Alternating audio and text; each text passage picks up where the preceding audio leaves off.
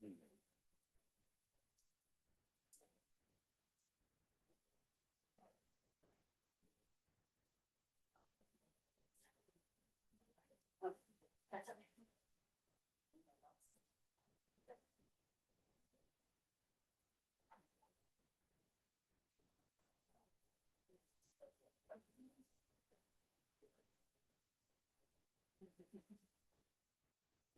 Gerald, there's a couple seats at the front if you want to make your way on. 6:30, and I'd like to welcome everybody to this meeting. Thank you for attending. There's a sign-up sheet here if you haven't signed in yet, just to let us know who you are. And I'd like to open the meeting with the Pledge of Allegiance. Stand as able. I pledge allegiance to the flag of the United States of America and to the republic for which it stands, one nation, under God, indivisible, with liberty and justice for all.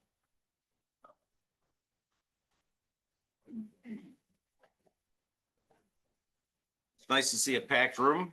I appreciate you guys all coming out to the meeting. Our first agenda item is approval of the minutes from the select board meeting dated October 1st, 2025. I'll entertain a motion to approve the minutes. So moved. So Tim has made the motion. Do I have a second? Then we talk. Yeah, Mr. McGinnis, I will get to you. We'll see you. Wow. Can you just cut the attitude, please? We will get to you. I will allow you to speak at this point. Okay. You're gonna allow Not me to right, speak? not right now. You just said. Go ahead. Oh, thank you. Do I have a second? Yes. Okay, so I Peter's a wasn't second. Do I have any comments, changes? Anything from the board? I had, I think just one. On page 1. Line 30. Sentence first line 29, the documentation was received, the meeting was scheduled for next, oh, sorry. Yeah, wanted to go over next. What is my note here? A second. Oh, next Wednesday to go over the information with their solicitor, Jim. I would say the town's solicitor, Jim. Yep. And I think I have one other on page 3, line 26. Does the members sign the policy? Tim read the policy at the request of someone from the audience. Let's say to be Tim read the policy aloud at the request of Mary Simonis from the audience. It's SEMONES, Simonis. That's all I have. Thank you, Tim. Anyone else? Anyone else? On page 2, I had a comment on line 34. It says Julie Gadd modified. I think that should be had modified the bylaw language. Good catch. I missed that one. Glad I can't spell. Anyone else on the board? Okay, Mr. McGinnis, if you'd like to approach. Thank you. Yeah. Announce, excuse me a second. Announce your name and then speak for the microphone so everybody can hear you. Thank you. Thank you. I'm Kirk G. McGinnis, budding landowner, class 4 road, U.S. Navy War veteran, 20 years honorable service. I'm asking before you go voting on things that the clerk/manager sign these 4 documents. I was asking about it earlier. This one is for minutes that somehow hid the recusal form from one of our select board members, somehow hid it from the October minutes. So I've signed it a second time. And I would ask that you go ahead and sign that you've received it. Because if you look at the minutes, the recusal form is blank. Blank. Well, we Okay, would have so- attached whatever you gave, Kirk, but I'm happy to do. I it. gave everybody a copy and you put in a blank copy. So this right here is the official So- copy. Okay, I'm not gonna stand for that. I did Just not telling you. alter minutes, Kirk, Well, period. And you will not sit here and accuse me of that. well, according to the Vermont statute 312B, Bravo 1, open meeting law suggests that I put this out, and that's what I'm doing. And then these here are what I'll place under the,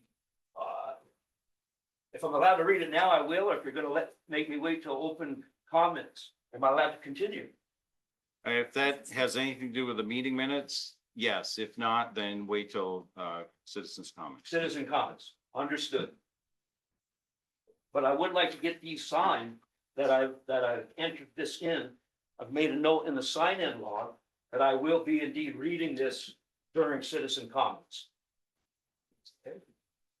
This right here, and one of those copies is So- mine. Yeah, this Is is citizens' this- comments. Well, this right here is requesting that you induct it because there's a habit of Under things. citizens' comments. That's correct. Okay, I'm not gonna listen to any more accusations that I have maliciously done anything. Yeah. I'm not doing this. So you, if Period. you refuse to sign it, you go against the statute. Mr. Sir, McGinnis, I believe we will address your concerns when the chairman reaches them on the agenda. Nobody has said we're not addressing them. Okay, We just need to do things in a certain order. I need to have my copy back. One for you, one for me. Okay. Thank you. You're welcome. any other citizens' comments this evening? Okay, so we have a May, motion and a may I- second. Oh, The yes, October Mr. Mancuso, go ahead. Well, minutes. Are we on the minutes? This is regarding the minutes, Mr. Mancuso? yes, Lee. Okay. Yeah, I would just like your attention for a moment, please, if I may. And it's really about business in town. And if you notice, we're kind of losing a lot of them. And Steve, if I can interrupt you for a second, we're on the meeting minutes. In just a second, we'll get the citizens' comments, and that would be the appropriate time for you to make your comment, if you don't mind. yes, sir, thank you.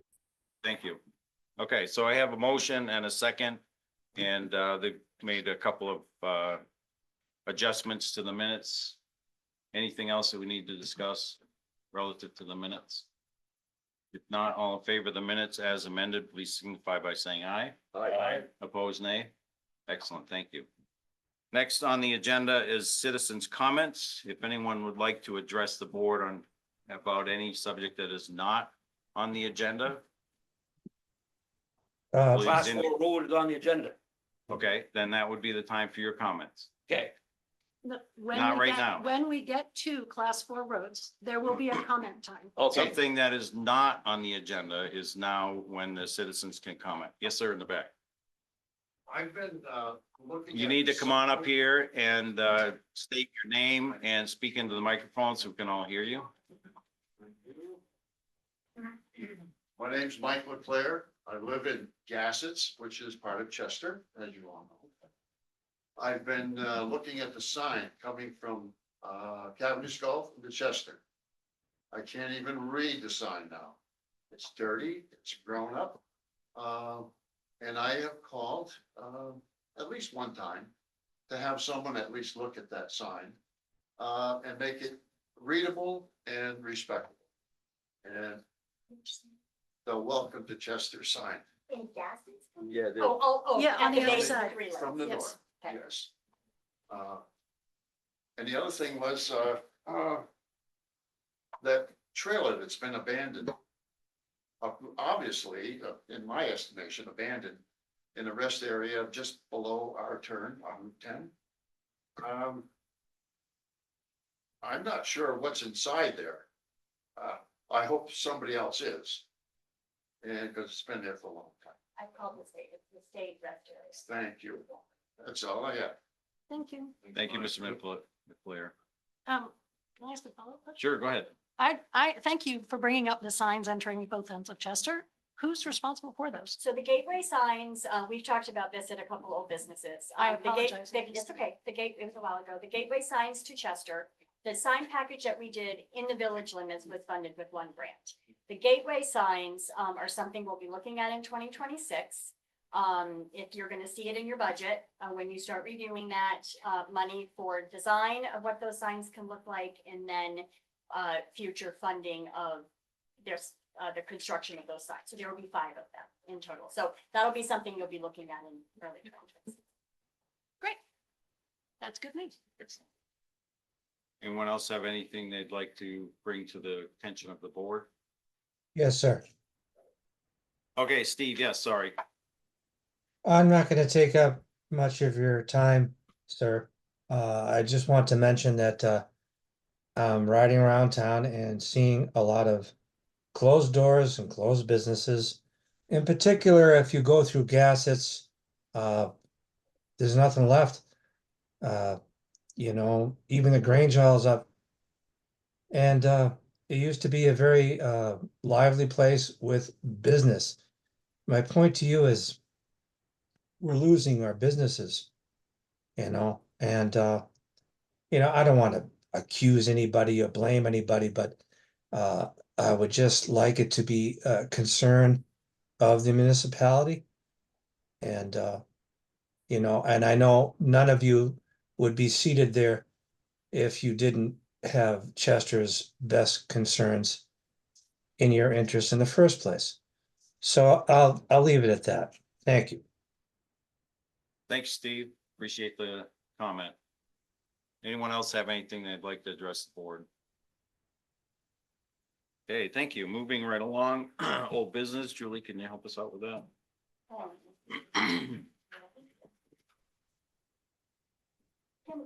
Can one of you go downstairs and see who is upstairs?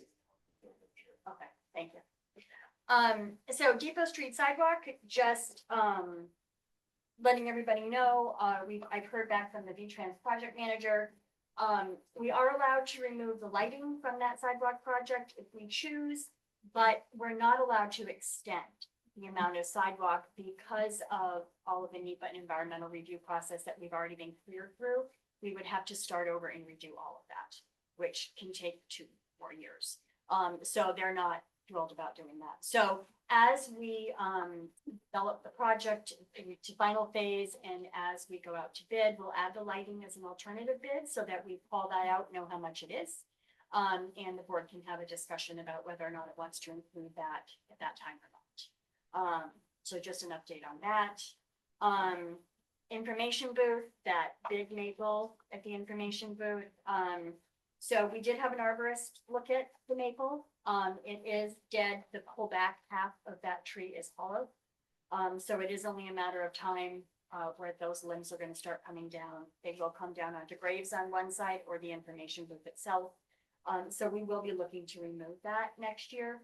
I asked about potential cabling. Cabling is not an option because the back of it is dead. So there's nothing to actually cable to. So unfortunately, that tree is going to have to come down. But we will look at adding a tree in its place when that happens. So we can start a new one growing. Sprinkler system at the library is almost done. I believe they were actually finishing today or tomorrow. The lighting will be updated in the basement of the library. They'll be getting more lighting, more extensive lighting downstairs and in the ceiling at that time. Those 2 pieces will be funded through the MERC grant. So we're almost there. And then the electric on the green, I know everybody could see that we dug up some sections of the green. The electric is in, a few more wires to pull, and that will be operational in time for the Christmas lights to go. That's it for me for old business. Excellent. Anyone else have any old business they'd like to discuss this morning? Do we have do you know what the project limits were of the environmental study? They followed the design itself, so it would have been right at Barge Street Road. Yep. Down to right there across from Town Hall. Across from town. Right there is where the project ended. Right, yeah. Okay, let's talk. Yep. I just want to inform people that we have retired the water tank truck this year for this season because of the cold weather coming. We didn't want to lose the pump that's attached there, so we're kind of stopping the watering this year. And out of the 39 trees, I think we lost one that they're aware of, and that's going to be replaced. And there's a couple that are iffy that are on the Pinnacle property.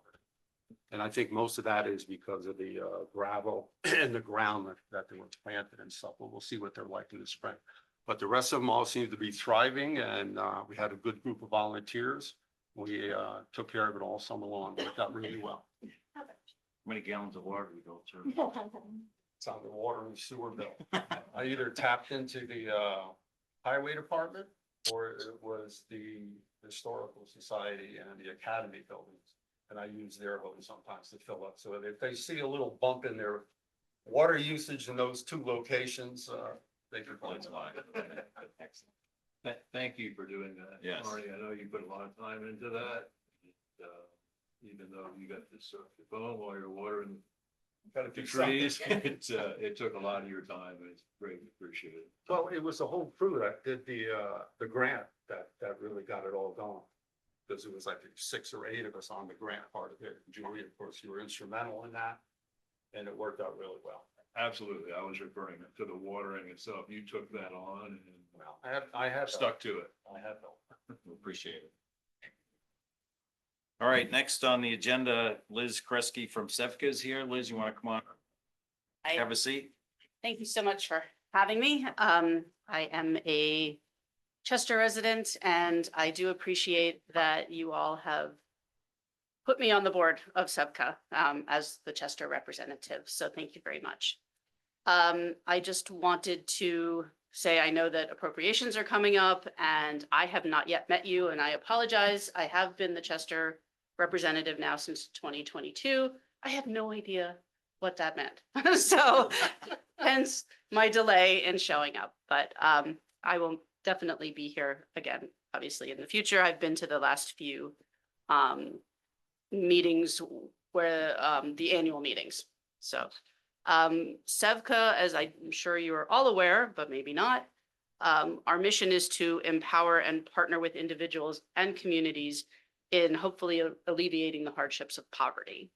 And we do that through a number of different programs. We have 8 different programs running right now, including micro business, which is having its revitalization, which is super exciting.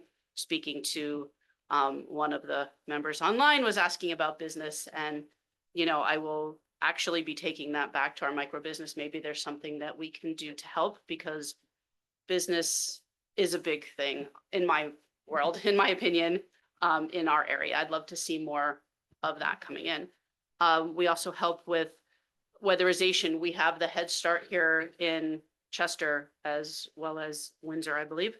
And financial coaching, volunteer income tax, community solar, family services, and emergency home repair. I don't want to take up too much time. I'm happy to answer any questions as best as I can. What I didn't know is that this year Sevka has given to Chester residents alone, solely Chester residents, unduplicated households, support to 75 households comprising of about 151 people, for the total of $185,479 worth of services. The last couple of years, last year it was about 174,000, and the year prior was about 140,000. We will be asking again for $3,040, which is not, it's like 2%, not even 2% of the services that we offer. I do know that we will be trying to up that, getting some signatures for the following year. But I wanted just to make you aware of the kinds of support that we do offer to Chester. We are solely Windsor and Windham County Community Action. That's Sevka. I should have started with that. Southeastern Vermont Community Action. And yeah, we're basically we just had 60 years, but we have sort of some revitalization happening with a new director, Josh Davis. We will be doing some donor and reach out and some additional things like that. So. Excellent. Well, thank you for your service. We appreciate it. Appreciate the report. Anyone have any questions? Do come back at town meeting. I will, yes. Thank you. Liz, I just had a quick question. Your financing, does it involve the federal government at all? Has it been impacted? Yes, yeah, we are majority of federal government financed right now. We've hired a new development director last year when we reorganized a lot, to hopefully help us build up community support, business support, hopefully, to kind of offset some of that. A lot of our grants are dedicated to something specific. For example, weatherization, they all have to go to that. So we're looking to try and build up our coffers, if you will, for undesignated funds. And slowly but surely, that's happening, and we have seen some hit with the federal government, certainly with the closing. It's a lot of unknowns. There was some question with the Head Start earlier this year. I just got off a board meeting, so I'm trying to remember what we were talking about with that regard. I think we're doing okay right now based on the work we've been doing in the last 3 years to sort of build some of that financially into a plan in case that something like this happened with the shutdown and all of that. But it's always a concern. Yeah, and thank God I'm not the executive director. I think that would be really hard. So, Well, thanks. thank you for You're asking a me. huge part of the community with the help that you do to the folks in this area. Well, I appreciate that, and I will probably be reaching out to find out how we can, what we can do to like get some word out and, what's appropriate in the town. Yep, So, yep. thank you very much, and I hope you don't mind, but I do have to run out because I have an obligation, so Oh, thank fine, you. Liz. Thank you Thank for you, coming. Liz. Thank you very much. Appreciate you coming. Next on the agenda is our Class 4 roads policy adoption. And before we get started on this, I have something I'd like to read. And just start out this discussion with a little bit of history and some explanation of the Class 4 road policy. So as many of you know, the Select Board and Town Manager have received quite a bit of documentation over the past couple of weeks relative to Wyman's Falls Road. However, this afternoon I'm we gonna received, recuse myself, Oh. please. oh, yes, I'm sorry. Yep, that's right. And there, I was hoping you'd kick him. That's what he done to me. We can do. Okay, I'm involved in some other class 4 litigation for the town, so I am gonna recuse myself and go upstairs. Okay. And you want us to come get you when we're done? Yeah, I think I have the excitement of the budget. Okay, excellent. Thank you. Thank you, Go in my Peter. office too, Peter, if you want. Is the door open? Yeah, warmer in Okay, it. thank you. So this afternoon, we received a handful of responses to an apparent survey that was sent out to landowners abutting Class 4 roads. And that survey was not sent out by the town. So I wanted to give a brief history. I thought it would be a good thing for us to do to explain about the development of this Class 4 road policy, as there seems to be some misunderstanding about the purpose or intent of that particular policy. So I have 6 things that I'm going to be discussing, and then we'll talk about it as a board, and then we'll open up to the public. First of all, this is the 5th meeting where the Class 4 road policy has been published, a published agenda item. And the first meeting was in May, with the last 3 being in September and October. So this is not the first time we're talking about this. Currently, Chester does not have a policy relative to Class 4 roads, and we've been advised by VLCT to adopt a policy to make more transparent what it is that the town can and can't do with Class 4 roads. It's not now, nor has it ever been the intention or even a discussion of the board to adopt this policy and do a wide sweep over all Class 4 roads. It's something that will give us the ability to put into writing what the current status of our approach to Class 4 roads is. Each road is specific and unique and needs to be addressed as such. So we're not necessarily going to tailor this particular policy to 1 or 2 Class 4 roads. There's also never been a discussion regarding turning all Class 4 roads into hiking trails. There are 2 that we've been discussing as potential options for that. One is Wyman's Falls Road and the other is Blue Hill. And there will be further discussions and notifications, and we will explore the options for turning some of these Class 4s roads into trails, but there's not a intention right now to do a sweeping change all the Class 4 roads into trails. Also, there's never been a discussion about using Class 4 roads for Jeep trails, snowmobiling, dirt biking, and ATV use. That's not policy. The policy would actually allow the town to limit these uses in areas where it does not make sense.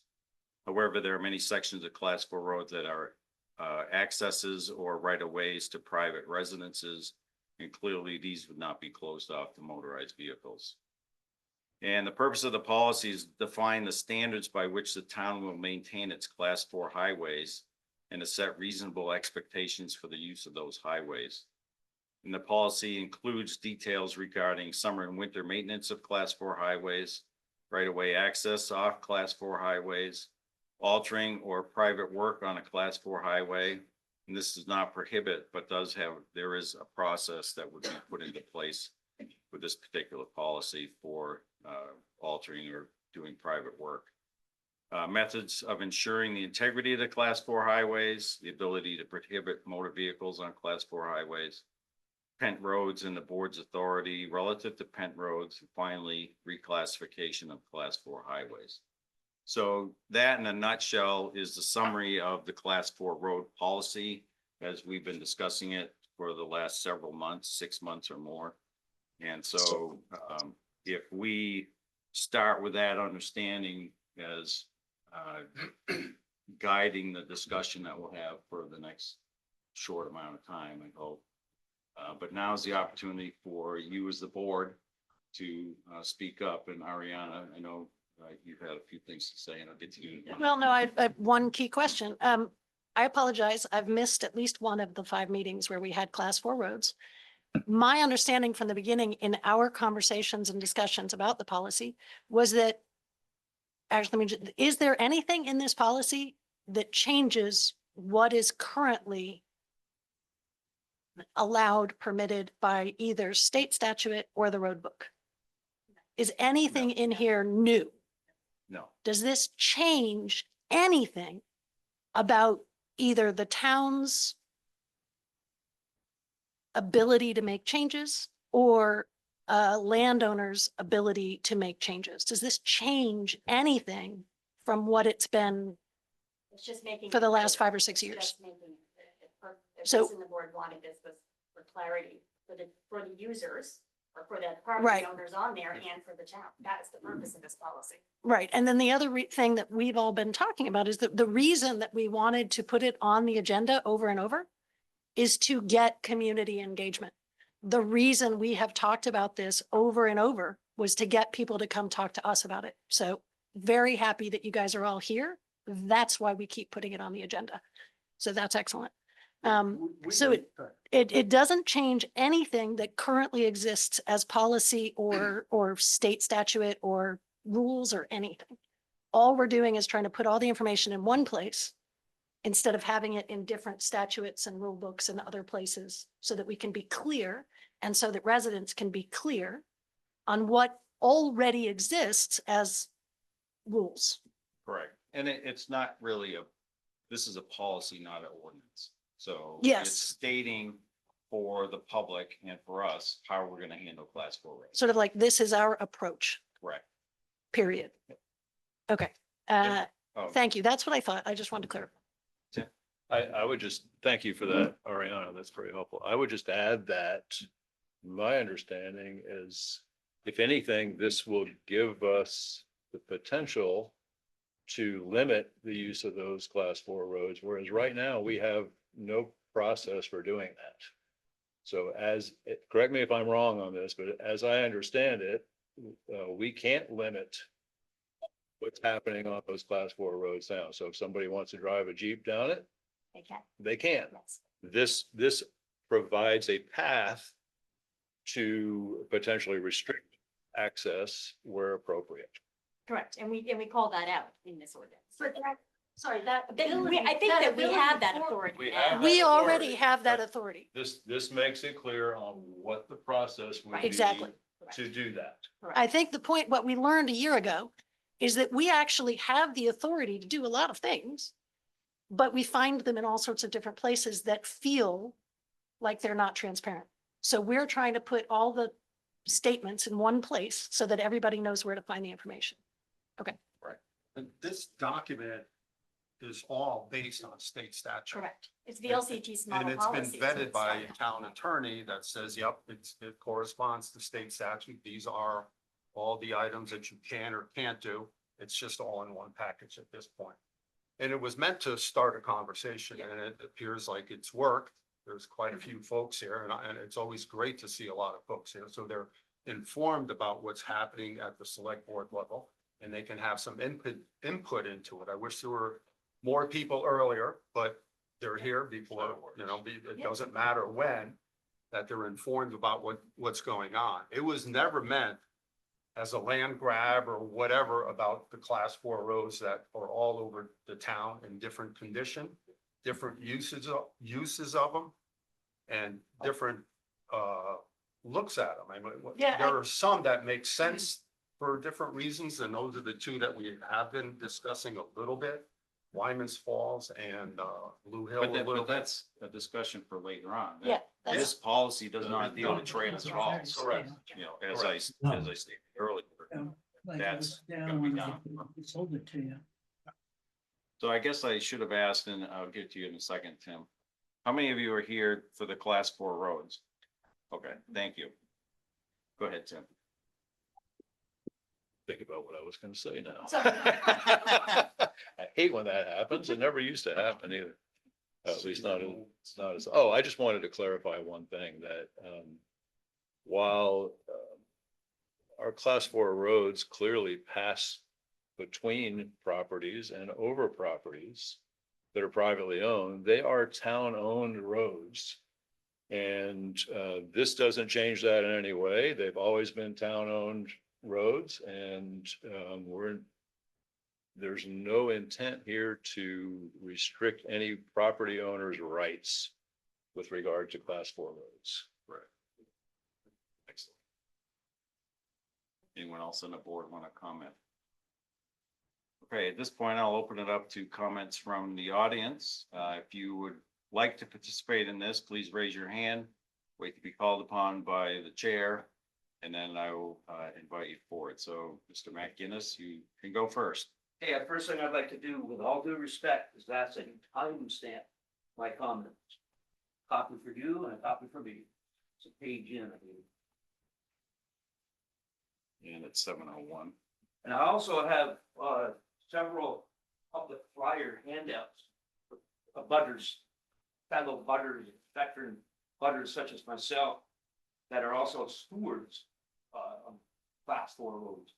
So if So, anybody. Mr. McGinnis, if you could address your comments to the chair, and Yeah, then that's the appropriate way. If you have something to pass out, we'll work that out later. Thank you.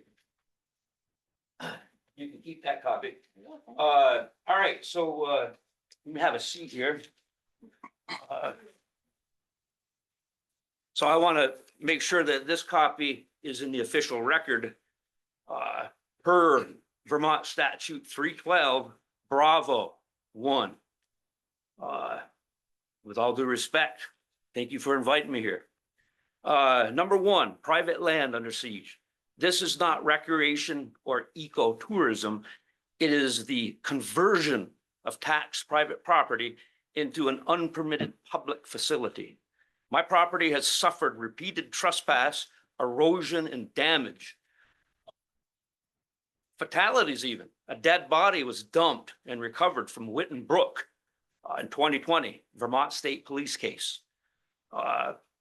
Deadly snowmobile crashes, no safety helmets worn.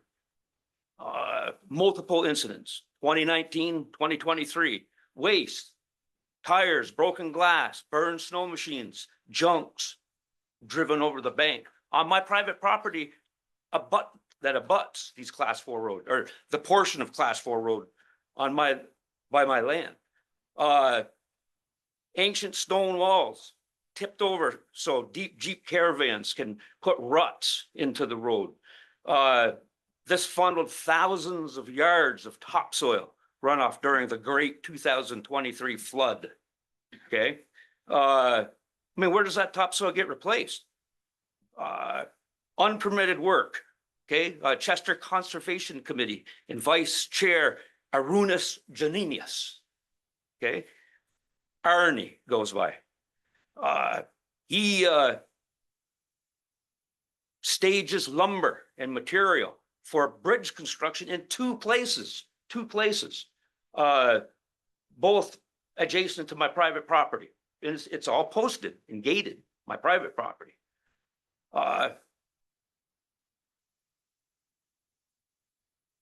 Bridge construction, no permits, nothing to that effect. Under Vermont statute 1021, fines can range from 1,000 to 10,000 per day. Just thought I'd throw that out there. Harassment, Doug Morrison. I unlocked my private road gate for his BMW dirt bike fundraiser, claiming the town manager, he claimed that the town manager authorized this. Refusal, I refused this. It's my private road we're talking about. I paid taxes for it. I refused it.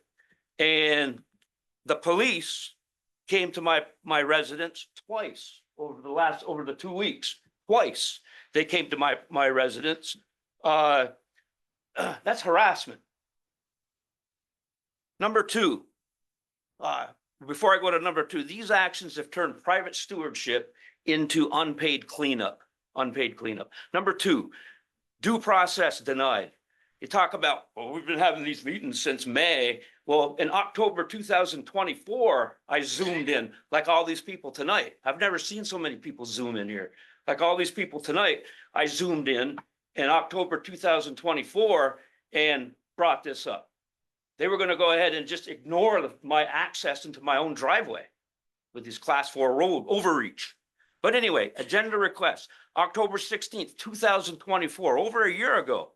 October 1st, 2025, I was here. October 22nd, 2025, all denied by town manager Julia Hance, restricting me to citizen comments only.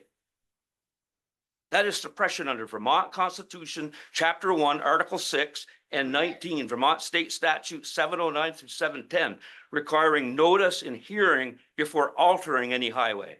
My October 1st, 2025 9-page packet cited these statutes, plus Americans with Disability Acts, Title II, 42 USC 12131, and named Janinius's conflict as CCC member and select board vice chairman. That's a conflict of interest under 3 Vermont State Statute 1200. It's Janina's. Janina's. The recusal and conflict forms were hidden from the minutes. I brought them in tonight, again, in an open meeting law violation. My multiple petition for the Wyman Falls Class 4 road portion serving as my driveway, discontinuance always is systematically ignored. It's always systematically ignored, and that's been the case for 1 year plus. I'm going to finish this up. And third, community opposition. 70, I personally mailed 70 plus abutters, Class 4 road abutters, letters, and I've received multiple responses. You can see how your Zoom is blowing up. I've received multiple responses about this. I'm not going to go into the names to protect their reprisals, for all I can tell. But their consent is required. You can't just put roads in without getting at least their consent. They weigh in on this. They're your taxpayers. Service and routes. A lot of your previous correspondence has portrayed me as an outsider from Florida. Well, I was born in Springfield. I'm an alumni of Green Mountain High School. I'm an alumni of Old Dominion University. I retired from the United States Navy. I'm an honorable veteran of 20 years service. My grandfather, Lawrence Bowers Jr., and his father are the individual originators of the Bowers farm that I'm the last male heir of today. They're the originators of it, and I try to keep it going. I'm a true Vermonter, even though I've lived in Florida all these years. I'm not an outsider like I'm portrayed to be. And if you look at your own memorial right here in Chester, Lawrence Bowers Jr., a Marine Corps veteran, World War II, and his father and Thaddeus Bowers are carved on your own memorial veteran. And I myself am a U.S. Navy veteran, 20 years, Cold War. Even though that's the case, us military folks are defending the very freedoms that are threatened by the select board's local overreach. I thought this was a Dillon state. And my final comment, legal demand. This policy enforcing bridges in 2 places on my driveway create a public facility without notice or permits, violating 19 Vermont Statute 709 through 710 and Vermont Statute 1021, Americans with Disability Act, Title II, 42, 12132. The public requires accessibility with your plans. Violations carry civil penalties, 75,000 for the first one. We're talking about the Department of Justice here, okay? And 150,000 for repeat. Okay, this is per 28 CFR 35.106. Ongoing actions, things that I've taken after, Windsor Superior Court filings, the Vermont Attorney General Ethics Inquiry, 3 Vermont Statute 1223, and the U.S. Department of Justice, Americans with Disability Act intake.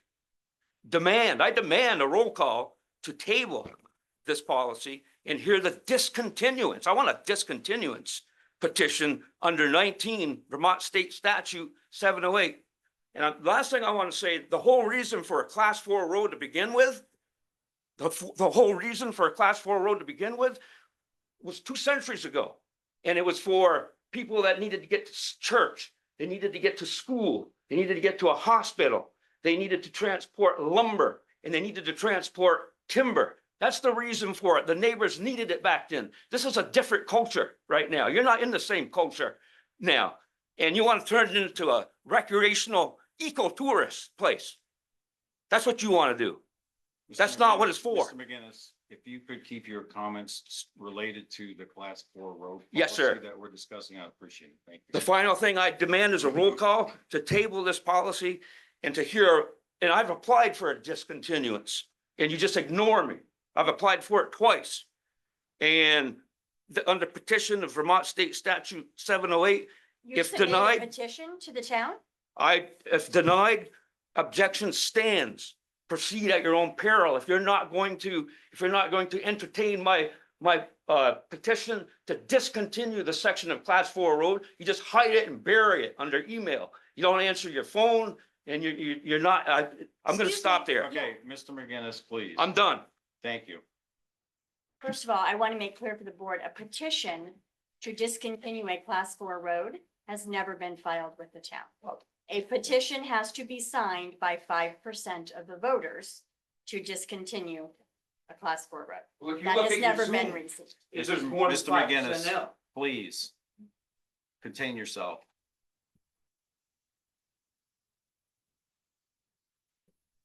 Thank you for your comments. Appreciate it. But anyone else, did you have something? Do we have a copy of those comments?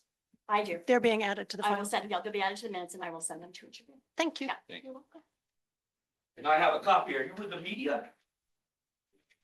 Just in case it doesn't get to you like a lot of other things. There you go.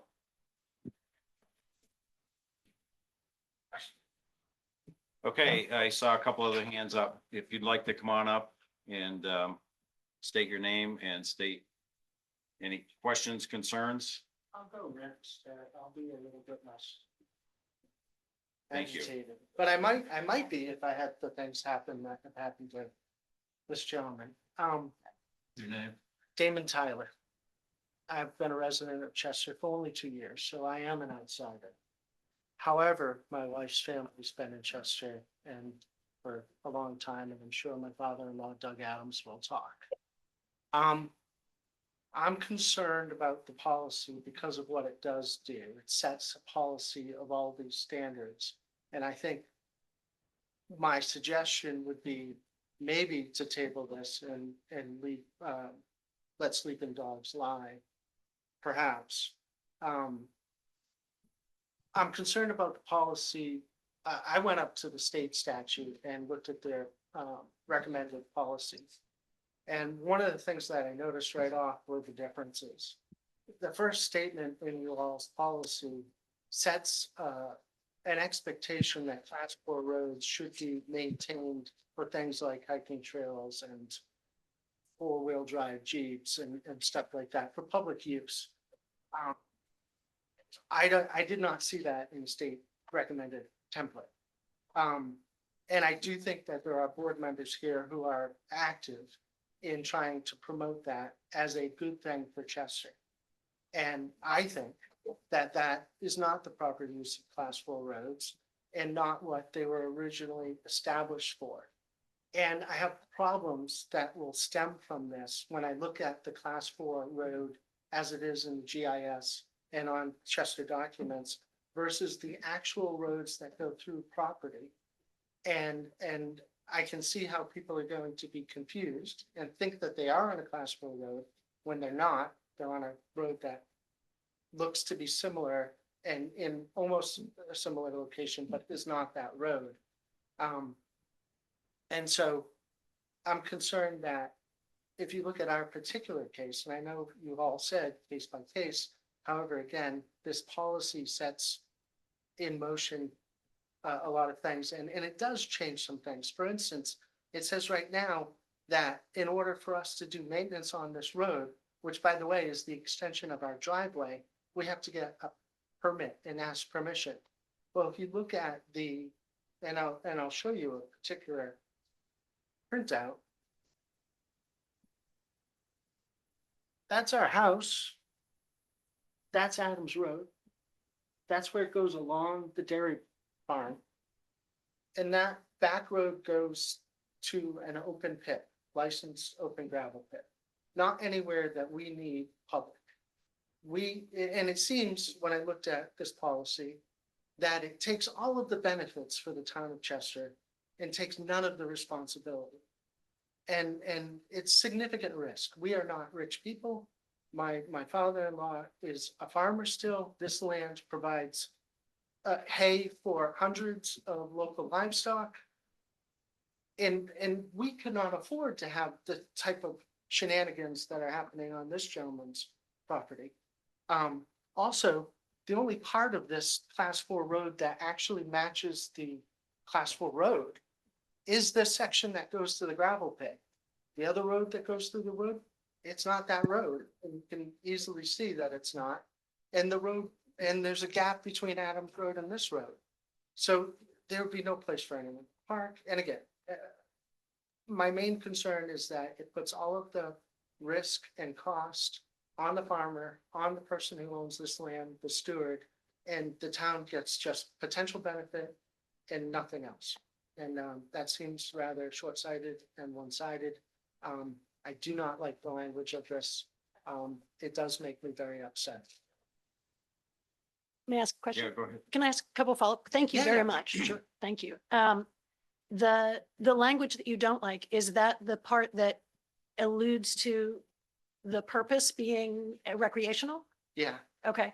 And thank you for pointing out that that's a difference from the state statute. I think what I'm hearing from you for the first time is we have given a lot of thought to making sure, as an example, so this is just hypothetical, that if you have property and there's a class 4 road abutting it and somebody that's not you wants to work on it, we've been focusing on how to protect you from somebody else accessing property adjacent to yours to do work, and had not considered that what we were doing was limiting your ability to work on adjacent aspects of your property. So thank yeah, you. that is a absolute really risk important- for us and a and- big concern. And I just want to share with you that our objective was actually to protect you from strangers coming onto your property to do work. And therefore, by putting a beat in there to get a permit was literally in order to give the landowner an opportunity to speak to it. Yeah. But you've identified that we didn't do that, that's got a loophole in it that I didn't even see. So thank you. My suspicion by the number of people I see here and what I've heard so far is that, the way this policy is written and the way you all are going about it, the folks who are directly impacted, not the folks outside. Yeah. Somebody outside is gonna say, hey, I want free access to Right. that land. And I understand that as somebody who's an outdoorsman, support all the things that you support, Arnie. But I also support private land rights. And I do not like the risks that are being forced on farmers and people that can't afford it. I don't like it. I take offense to it. I think, I'm going to speak personally, we are a body, so we speak as a body, but I'm going to speak personally as myself. I am very pleased with the turnout. I am not inclined for us to move forward on a policy tonight because I would like the conversations to continue. because I'm learning from you, I'm learning from you, we are all learning. And again, as sort of the newbie to this whole thing 2 years ago, this discussion started when I tried to, not me personally, but trying to get a grasp on what these were and what the opportunity was versus what the impact and all that stuff. And from the very beginning, what we started with was, let's do an inventory. So the conversation among us, or I think, please correct me if I have this wrong, but the initial conversation was, let's do an inventory. What are these roads? Where are they? Who are the residents adjacent to them? What do we got? And frankly, that's what I'm afraid of, because this exposure, unfortunately, gets, like, the next thing we could have are snowmobiles and four-wheel Jeeps being excited about being in the backyard. Because the information has now been made public. Right. Okay, I feel very strongly that this needs to be an ongoing discussion. Because we've only been talking to each other. So now you guys are joining it. Let's all talk about it together, because I think we're trying to aspire to something. And we're looking for the other half of the dialogue, and that's you guys.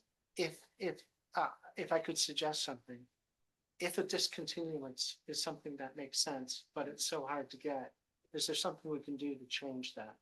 Because Go ahead. no, it just seems, again, when all of the risk is on the landowner and the farmer in this particular case,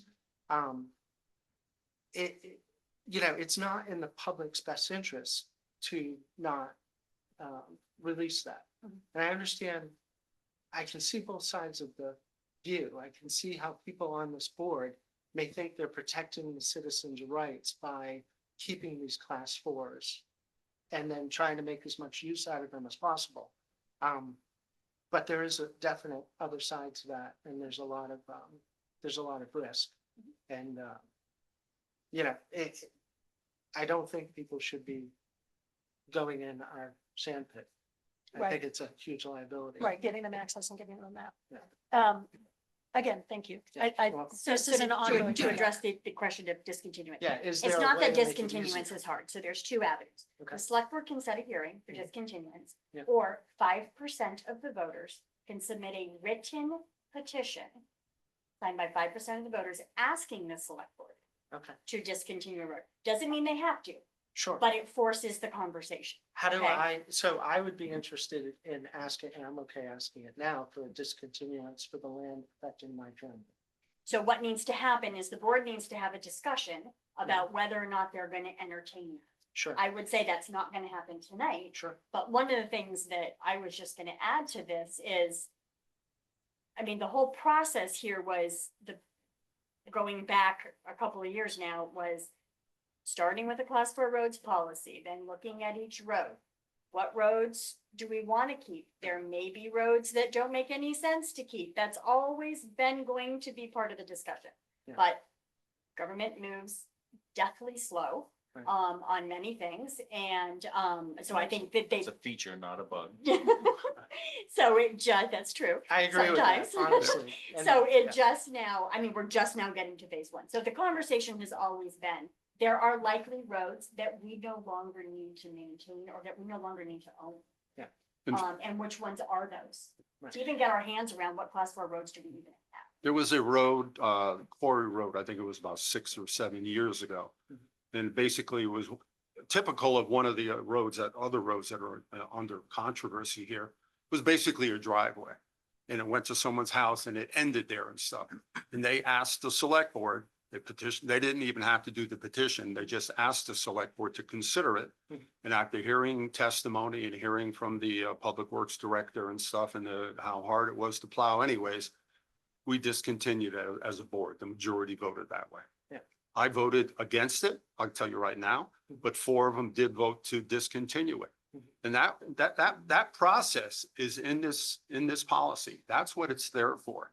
So these roads that come up that people are concerned about, they could bring it forward. We're pretty reasonable. This is not a big land grab. We're going to try to open up every class 4 road wherever it might go, whether it's next to someone's house or ends just at someone's house, dooryard, and claim that, yeah, people can go there from now. It's usually looking at each individual section further on down the line to see, what what can be possible? Should it be discontinued? Should it be upgraded?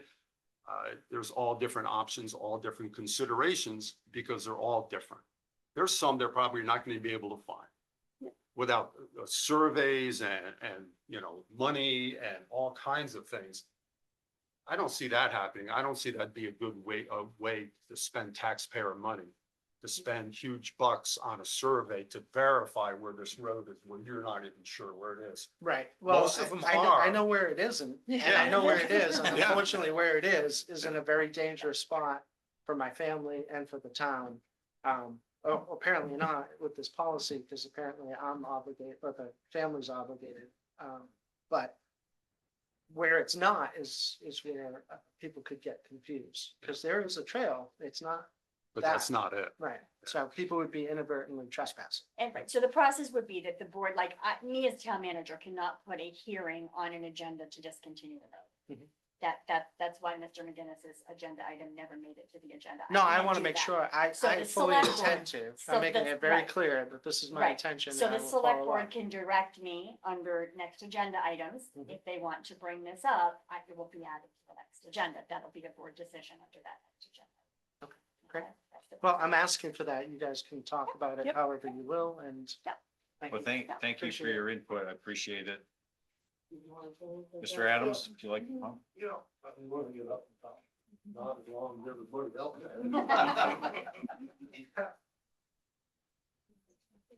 My name is Douglas Adams, and I'm probably one of the largest landowners in Chester, so I've got quite a few of them old ancient roads that cross my property. But I will tell you one thing, my mother's dead, and two of my brothers that owned the farm are both gone. But back in 1972, we had a bunch of snowmobilers come around at midnight, right around my mother's bedroom when she was alive, and she would die of cancer. And that was not a good sight to see. My brother grabbed a shotgun and went out the door, and it's a good thing they kept going wherever they were going, because one of them probably would have been dead. Anyways, that's one of the situations we've had. And then about 4 or 5 years ago, I was outside. 3 New Yorkers came in Jeeps, drove right through the dooryard, went all the way out back. And we got a functioning gravel pit out there owned by Hill Construction, some very expensive equipment out there. So anytime somebody goes through and doesn't stop, I'll try to check on them.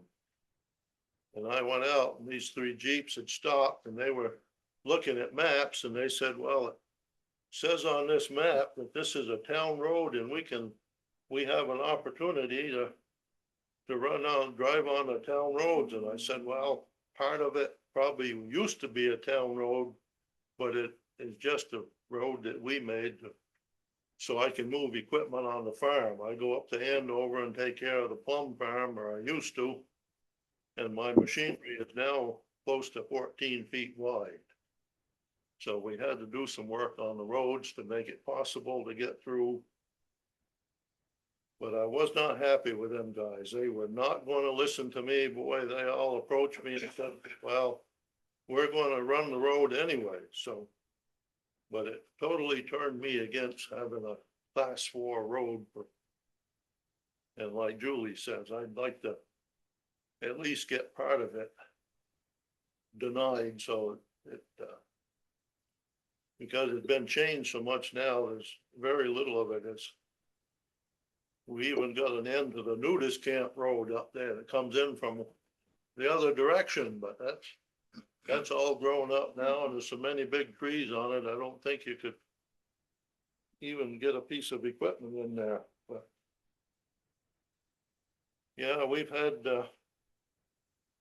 I've had a few other instances where people thought they should be able to just make themselves at home and come through, but Sounds like we've been more fortunate than. yeah, he wasn't around at the time, so.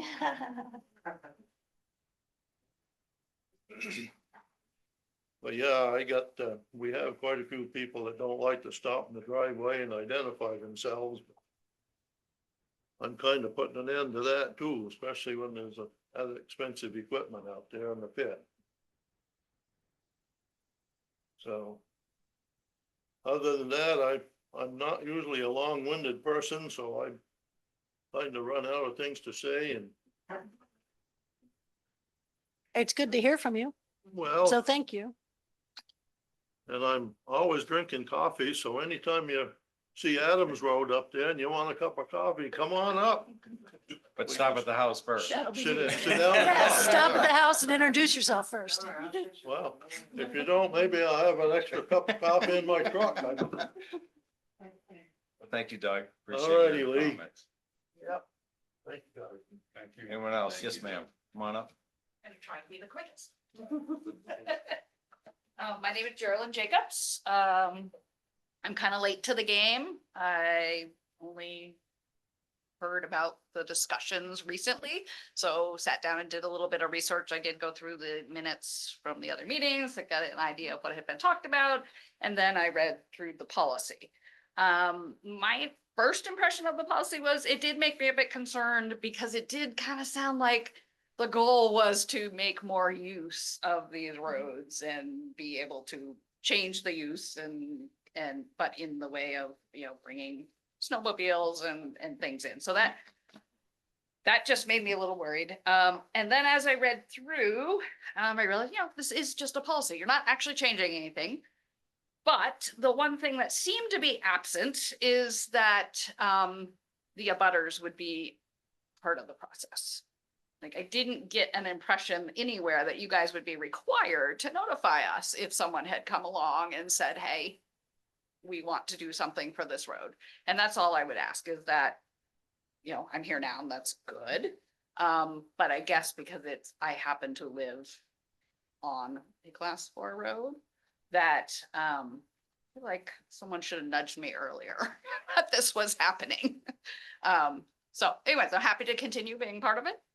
And I agree with someone that said, my first thought was we're gonna have more use, but it very clearly says the town's not gonna maintain them, the town's not responsible. So my first gut feeling was, if something goes wrong, it's gonna be my fence, my animals. Yep. Something that's going to be my responsibility, because people made a silly mistake while they were on the class 4 road. So anyways, What road do you live on? Horseshoe Road.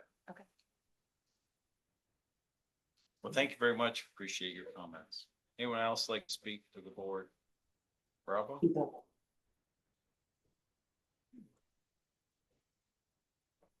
Hi.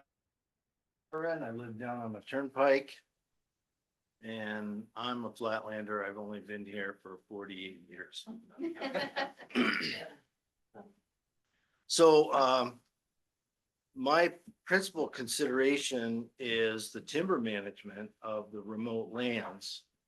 And, I don't envy you guys at all to have to deal with this. I mean, you've got these roads that are public roads that, don't have any maintenance. And whatever use there is, there's erosion and things that happen, bad things that happen. And, how do you deal with that? So I don't envy your situation at all. I manage land all over the state of Vermont, a little bit into adjacent states. I deal with all kinds of class 4 roads all over the place. And it's a mess. I've got one up in Plymouth that we fixed twice in the last 30 years. We're in there right now doing another harvest. It's gonna cost $50,000 to fix up this road. It's one of the favorite Jeep roads and it's all ruined. And there's part of it that's just ridiculous. And, rather than fix up the road, we're dragging this wood 1.5 miles out to another access. Now, fortunately, we have another access. But, the way that land is divided up and the way that these roads used to be, as was pointed out, these roads were to serve this land for farming, for getting to church, for hauling timber while I'm hauling timber. And in my experience, the only people that ever fix up these roads are the snowmobile people and the logging. And there should be some provision for that, you know, when we fix up these roads and then they get ruined by Jeeps, it's frustrating. And then the other part of that, I guess, to get right to your policy, you know, here I want to fix up a road and use it, but now I got to come to you and ask permission and post a bond and then I do all this and build the road and then 100 Jeeps come driving through and ruin it. So it's frustrating. But, and then I had a case where it wasn't in Chester, fortunately, but a new owner bought this land. It's an old class 4 road that's been Jeeped to death. It's a 10-foot deep dug away road going up through there. And the state forester told me that before I could use that road as a logging trail, that I had to put a water bar in every 80 feet to meet the standards. And I was like, well, hold on a second, show me how to do that. It's 10 feet deep. If I dig a trench to drain the water off, the slope of the sides has to be a 3-to-1 slope. So it's 10 feet deep. I need 30 feet on this side, 30 feet on that side. I got a clear cut 60-foot wide swath for about 200 feet every 80 feet to get the water off this road. And he's like, no, no, no. Well, it turned out that I wasn't responsible for that because it's a town road. It's a mess. And I can't say I'm in favor of the policy as written. Thank you, Rob. More questions? Yes, sir, in the back.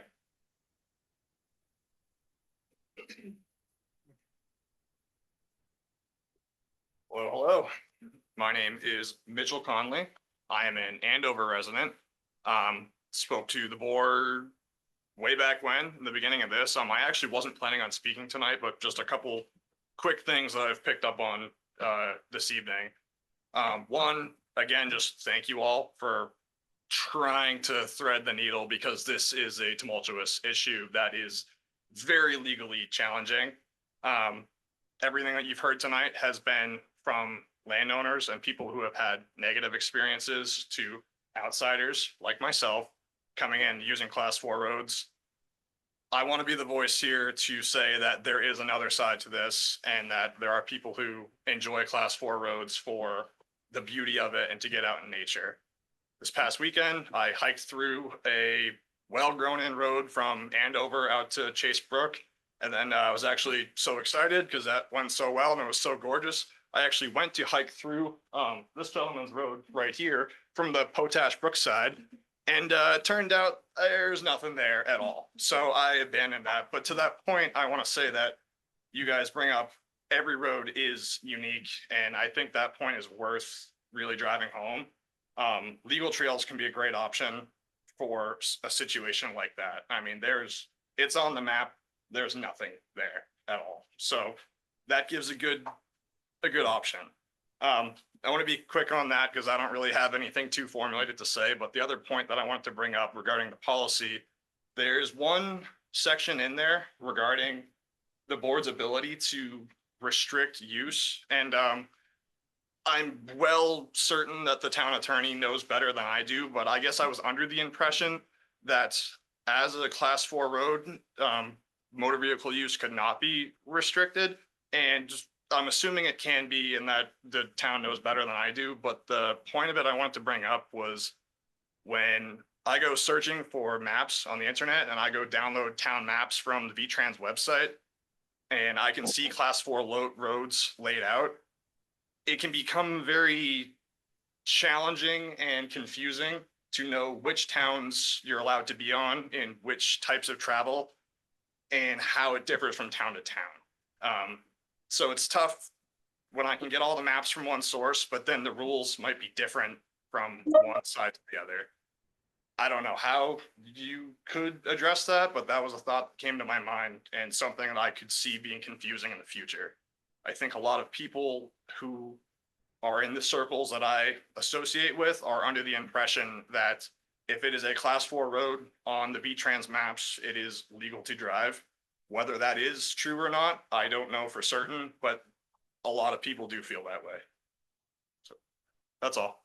Thank you. Thank you. very much. You didn't get shot at, did you? I did not. Did you get a cup of coffee though? I didn't even make it off the road. Anyone else like to comment? Yes, sir. Mike, come on up.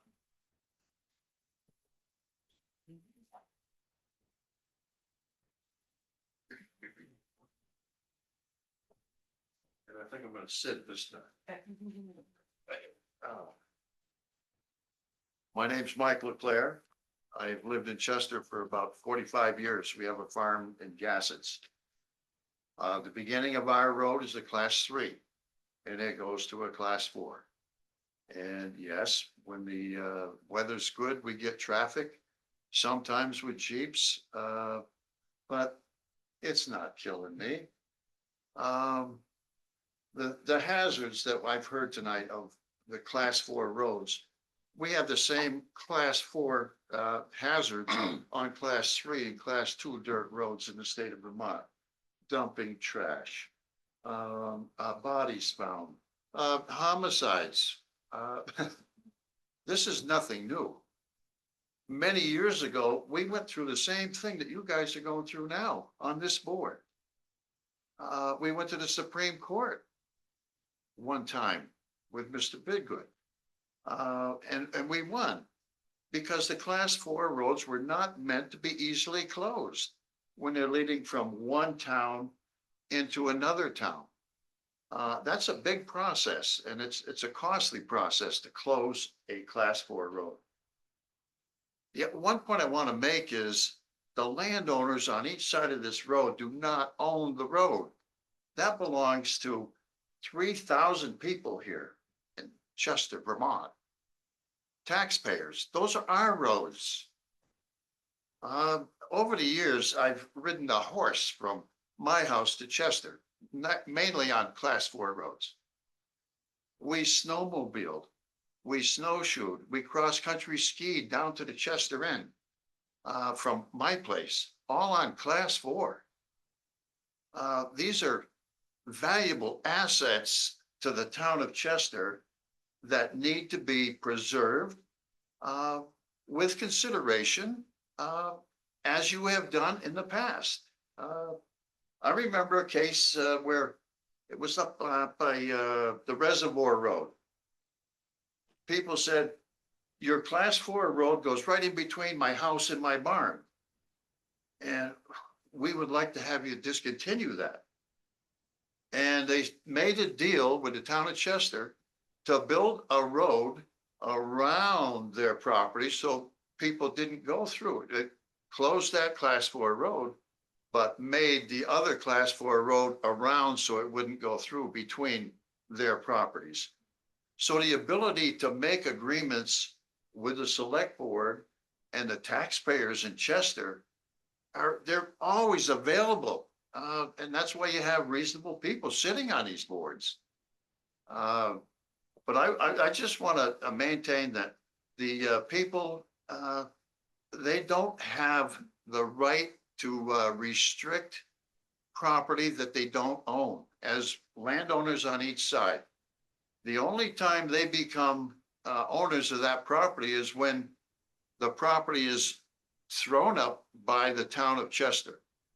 Then the people that own property on both sides, they become the owners. And you know what they do? They put up a gate with a lock. And it says no trespassing. That means no walking, or you could be a trespasser. No biking, no snowshoeing, no horseback riding. No sponsored trails like the town of Chester has now for the end-to-end walking. You'd be giving up a lot if you start in giving up the ownership the people's ownership of these class 4 roads. That's a big decision. Personally, I love to see them preserved. And if it means they're gonna be used a little bit more, so let it be. It's certainly not gonna bother me, and I'm right on one end with a class 4 road. And because I'm a user of the class 4 roads, and I know how precious they are. So there you have it from me. Thank you. Thank you, Mike. Thank you, Mike. Yes, ma'am.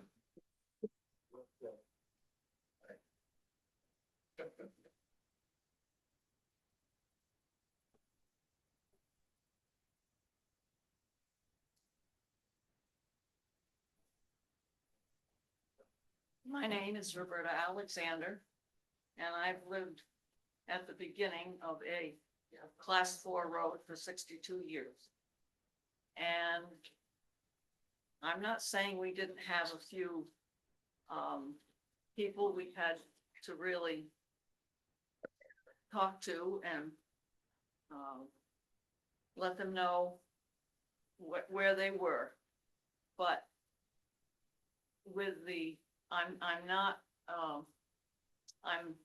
definitely not in favor of having the 4th class roads closed in any way.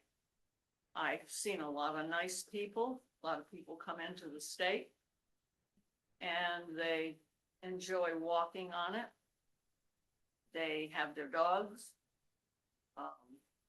I've never really had an issue with anybody that had to require any kind of help beyond myself and my husband and family. It's enjoyable to people. We've had a lot of deep, not recently, we used to have a lot more than we do now. But I just think that the state of Vermont has always had these kinds of roads. And sometimes it's a little difficult for some people to live with having others walk near their property. If there's an issue, I feel bad for them. I've been very fortunate with my 62 years here. And so I just want to say, I'm definitely for 4th class roads because there's a lot of people that come to our state just about every season for one reason or another. And they really enjoy taking a quiet walk or just looking at the scenery. So I don't have any terrible stories to tell anyone. It's most people that I ever talked with a little smile and I say, hey, how you doing? They're pretty congenial, and I think we should at least give a lot of the people that do come an opportunity to try to enjoy themselves. And that's all I have to say. Thank you very much. I don't live too far from Mike, so I'm the one on the 4th class road. The first one, and then it continues beyond me. Thank you. Thank you. Thank you. No. Check Zoom, Lee. Yeah, I'm not seeing any. Hi, I'd like to speak. Oh, go ahead, Mr. McGinnis. Yes, sir. Thank you guys for meeting tonight. And it's been a pleasure to try to understand this big issue. I'm Kirk's son. I grew up coming to Vermont. I'm 28 now, for about 25, 26 years, as long as I can remember. Grew up how, learn how to fish there, learn how to hunt, and play music. I'm a full-time musician now. And it kind of taught me to love nature. And I love the idea of being able to preserve the area that I grew up in and that I love. And I feel like when I visit Vermont, I get to know a little bit more about my legacy, my family, things like that. My main concern with the policy is just the lack of, in the beginning, it was all about this is transparent, this meeting should be quick, but it seems like there's a lot of things that haven't really been defined well. And I think that's why I would urge to be against the policy at this point, just because of the lack of understanding on both sides. I think some more conversation needs to be had. I graduated with a degree in public policy from the University of Florida, and I do know these things take a lot of time, effort, and you have to work as a community, you know. And I think that's really important to remember. But I think if we want to be transparent, it's important to focus on the policy because policy does change things. And I'm just against it at this point, just because there needs to be more exploration of what this means. The dangers of a case by case basis can mean still that that humans get stuck in doing the same old things and handling cases the same way. And I think this is very delicate. So thank you for your time, y'all. Thank you for your comments. Thank you. Anyone else? I'd like to speak if I could. Hold on just 1 minute. I'll try to remember to call on you in a minute. Mr. Westeen? I wonder where we get a copy of the regs. Oh, the Of this policy? draft, Yeah. I can make a copy. Mine is written all over. Yeah. But I can get you a copy of mine if you want to step in tomorrow. Absolutely. Yeah, absolutely. Actually, it may be on the website as well. I did get it off there. You did? Yeah, it's on the website too, Okay. but stop in and we can get you. a copy. How do we find it on the website? They had, someone in the town had actually sent me a link directly to it, so I just, but. So the conversation is revolving around how to get a copy of the proposed policy. So it's on the website. Yeah. If not, you can stop in at town hall and get a copy of it. Or call. Or call, yeah. Mr. Snow? Yes, sir. Hi, my name is Richard Snow. Can you guys hear me okay? Yes, we thank can. you. Okay, a little about myself. I'm a 27-year combat veteran with the Marine Corps and the United States Army, and I currently serve full-time for the Vermont Army National Guard. I own a piece of property up on Cemetery Road. There's 3 landowners up there, Sonia Vickers, Jim Sieberling, and myself. That road leads to nothing up there. It just leads to our property, and then it goes up and it connects to the Bailey Hill Trail, which I'm pretty sure Mr. Bidgood has been having some issues on. My concern is I'm going to send some shots downrange. I'm going to try to be as respectful as I can. Peter Hudkins put a bulldozer right through the middle of my property, right through the center of almost 50 acres, cut a road from the backside of that trail right across the center of my property, cut down trees, plowed up stumps, complete disregard for my personal property. If I can't keep select board members off of my property, how am I going to keep Joe Schmo on his 4-wheeler off of my property? Because nobody cares about those posted signs. They just do whatever they want to. So who's going to police all this up out there? If we open this up this day and age to the internet and you start posting all these trails that are open for cross-country skiing and snowmobiling and 4-wheeling and Jeeps and things of that nature, everyone's going to find out about it. It's not just locals that just know this is a class 4 town road anymore. This is going out to everybody. Like, everybody knows these roads are open to all this traffic. If I can't keep people from cutting roads across my property with bulldozers, how am I going to keep horses off there? How am I going to keep 4-wheelers off there? Who's going to be responsible for policing back there? Who's going to pick up all the garbage? What if a fire gets out of control and burns both of my camps down? You know, these are all things that the private landowners back there are concerned with. And I'm all for people being able to use those roads for public use and everything. You know, go ahead and use those roads and everything. Some class 4 town roads might still be able to serve that purpose, but some of these roads, they just need to be surrendered. They just lead to private property. That's it. There are driveways at this point. And I think I think the board should really take a closer look at which roads they want to use for those purposes and start making a selection of which ones would matter the most. You know, we don't want to restrict people from being able to utilize those roads for recreation, but when they just lead to 3 people's private property, Do you really need people up there snowshoeing? Because they're not gonna stay on the trail. Especially when there's been new trails opened up by select board members across my property. And I had to gate it. And I've still got pictures of his dog running through there off leash.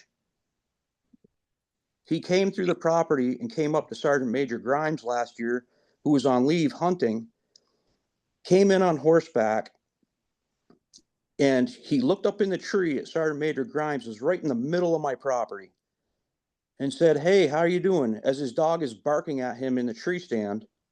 And he said, "What are you doing out here?" And John Grimes said, "I'm out here hunting." And he said, "Well, there's a few nice bears back here. Feel free to go ahead and take one." And rode off through the rest of the property. Mr. Snow, if I could ask you He to gave keep us, your comments. he granted us permission to take game animals on our own property, like he owned it. Mr. Snow, if I could ask you to limit your comments to the class 4 road policy we're That's discussing. how he accessed my property. He went up Cemetery Road and went across Bailey Hill Trail and put a bulldozer across it. That's how people Okay. are accessing the property, is through these class 4 town roads. Thank you. Is there anything else you'd like to say? Nope, that's it. Thank you very much. Crystal, you have your hand up? Hi, yes, my name is Crystal McGinnis. I am also the daughter of Kirk McGinnis. And, you know, I've sat here through this whole meeting, and I'm also a resident of Ludlow, Vermont, and I frequent Chester, Vermont, as it is part of my family's heritage. And it is also my inheritance that we're talking about here. So anyways, you know, I just got to say, class 4 roads aren't safe walking trails when people are driving and tearing through them. My daughter and I have had to jump out of the way of snowmobilers zipping by us. My daughter's 12 years old, and you know, the future of Chester, Vermont at some point. There are plenty of public trails that I have seen with my own eyes to walk about without using other people's property. I don't agree with this, and I think it needs to be discontinued so people can enjoy the many other safe public places meant for that. My father deserves peace in his retirement after serving his country and community, and not to be picked on for protecting his home. And you know, I will be a part of this, as this is my future that we're talking about. So thank you very much. Thank you. Any other comments?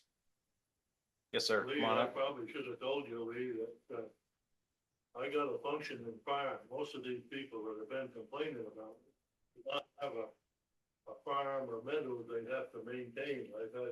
That's one of the reasons I have a problem with it. They drive in their vehicle and drive right across the field. Especially if you spend time reseeding a field or something, you don't need people coming in and driving around them. So I've had that happen, and it does make you kind of bitter. Thank you, Doug. Yes, sir. Come on up, and if you don't mind moving the chair a little closer to the mic, that'd be great. My accent. Yeah, Dennis Allard, landowner in Chester. Don't live here at the moment, but I plan to get back. My main concern with this class 4 is a road that end at people's driveways. And I've got one up on Ingram Hill. I guess Ingram Hill Road actually changed to Potash Road. Is that what it was? Then the name changed there somewhere. It used to go all the way through Right. the potash, but it was discontinued on the other side. I know it had been discontinued on the other side. When I came to town, I was logging for Bill Orchid up on his property. I ended up buying it from the state. He told me back in '89 that road had been thrown up. Well, evidently there's been no evidence to that happening on the Chester end. But the road had been gated. Mr. Keddy, who had it back and bought it in the '60s. And it's been gated since then. And the road has been given up for dead from the town as far as maintenance. And the landowners that have owned it over the past 40 years have put all kinds of money into the road. The road was actually better the last 4 or 5 years than the town road getting up to the 3 gates, which is a class 3.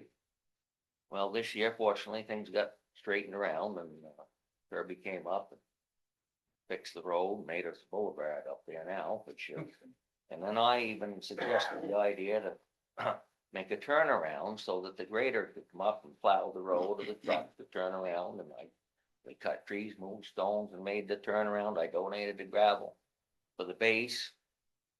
And now I'm just worried that I've opened up a can of worms by doing that. If this road that goes to a guy's house, he doesn't need traffic on that road because it deteriorates the road. And most of the time it's off season when things happen like that. Even in the winter, if he plows it, maintains it, it is steeper than the side of your face. And if you go down in there and get stuck and you have to have a wrecker come up and somebody gets hurt, who's liable? Now, I also saw a map in the zoning administrator's office with a line across the road over to the Orchid property, was the Orchid property just sold that year. That appeared that it looked like I owned the road over to my property line, which is toward the landowner's house. Now, I don't know, I haven't checked my deed, I never saw this before. I always assumed that owned to the stone wall. If it was town and class 4, then the town had the right, the ownership. And if it was thrown up, it would revert back to the landowners or butters on each side to the center of the road. And that's what Mr. Orchid told me in 1989. And I don't know if things got fouled up. There's somehow, when Ketty proposed that ski area, it got turned down. I don't know if it was just the town or the state. Seems like Act 250 got started in 1964 under Governor Hoff, if I remember correctly.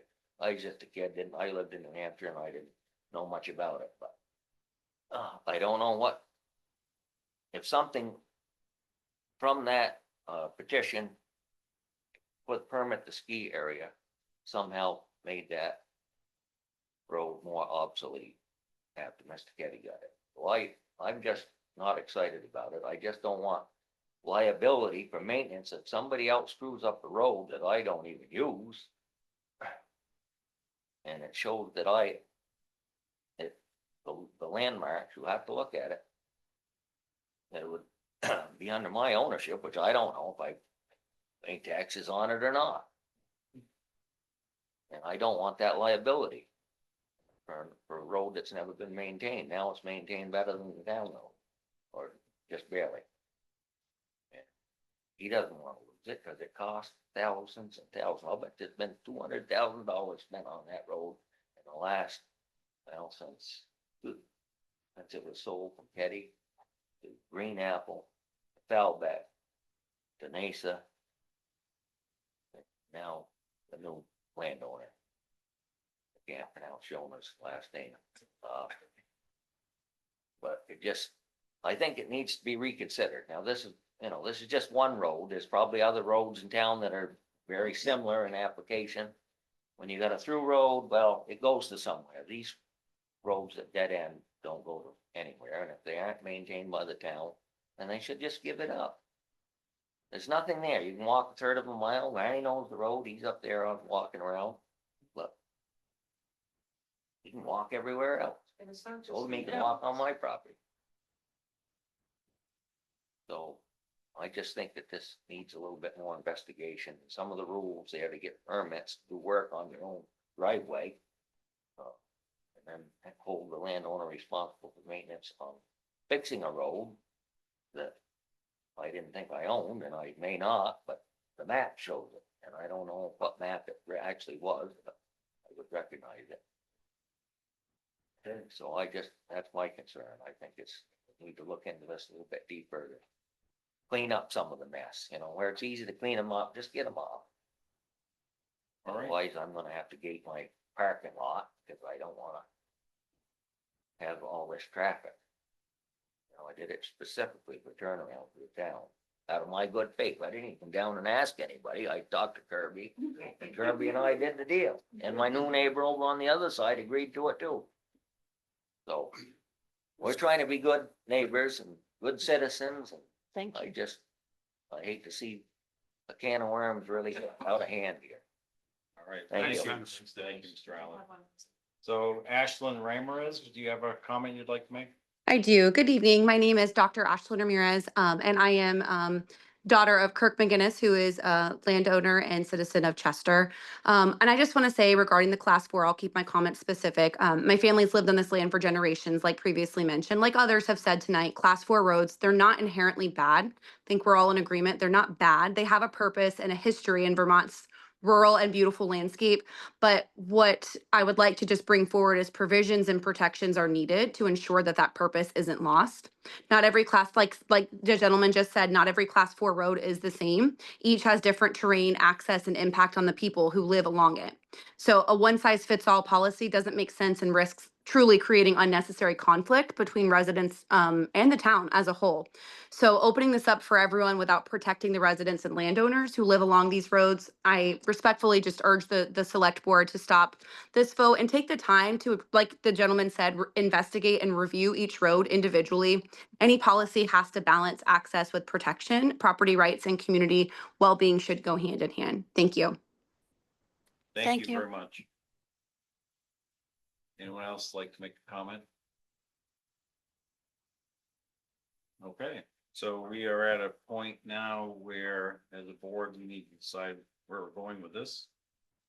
My recommendation would be that we do not vote to adopt this tonight. There's a lot of information that we've gathered. I appreciate everybody's patience and the comments that you've made and the suggestions. There's a lot to go through, so I think that at this point, my recommendation would be that we put this on the future agenda and discuss everything that we've heard tonight.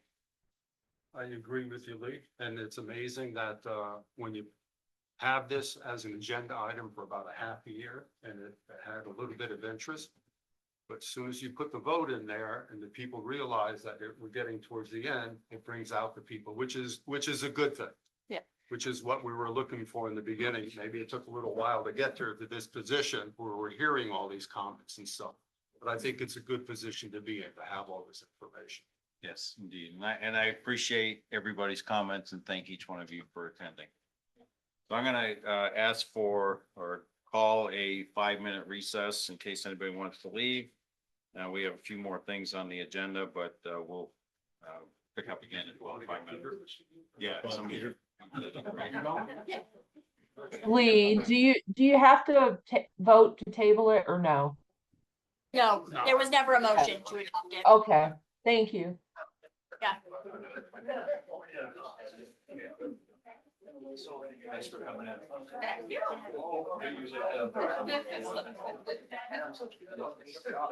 Thank you for your mom. I will make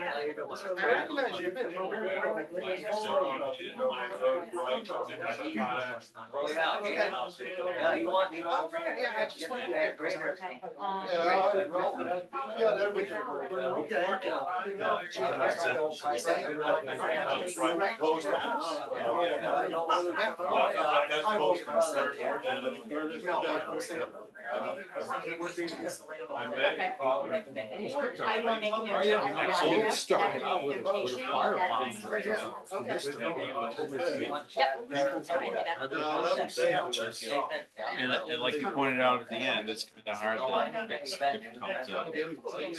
difficult to discouraging, yeah, to get people who aren't paying attention.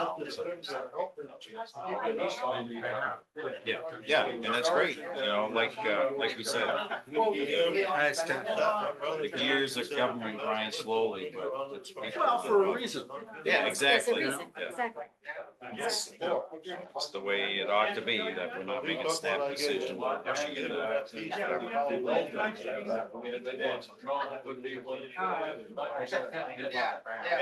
have never in 23 years been accused of altering a public document. If he kept going, I was going to threaten lawsuits later I against see you him. were getting a little perturbed. He was about to get some legal language thrown back at him. And if you accuse me of altering a public document one more time, the legal language is gonna go flying the other way. Isn't that libel? or Yes, is it absolutely, it is probably both. Yeah. Don't you Well, it's not in ever, writing. One of them's in writing, the other one's not. ever Can't accuse me remember. of altering a Yeah. public document. No, and I was trying to keep things under control. I had to just shut up because I'm like, you know what? You're gonna about to get threatened with a lawsuit. So you know what?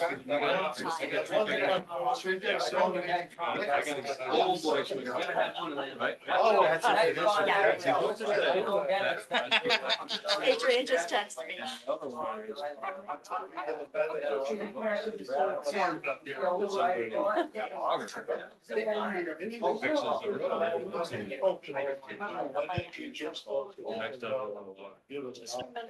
We're live.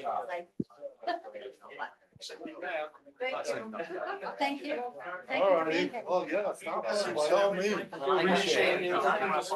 We'll work this. Okay, thank you. We have one more agenda item that we'll. Thank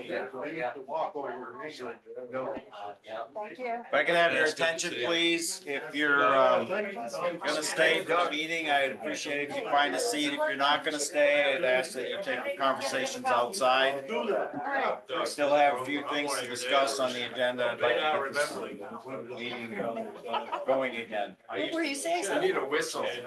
Well, these things need to be amplified.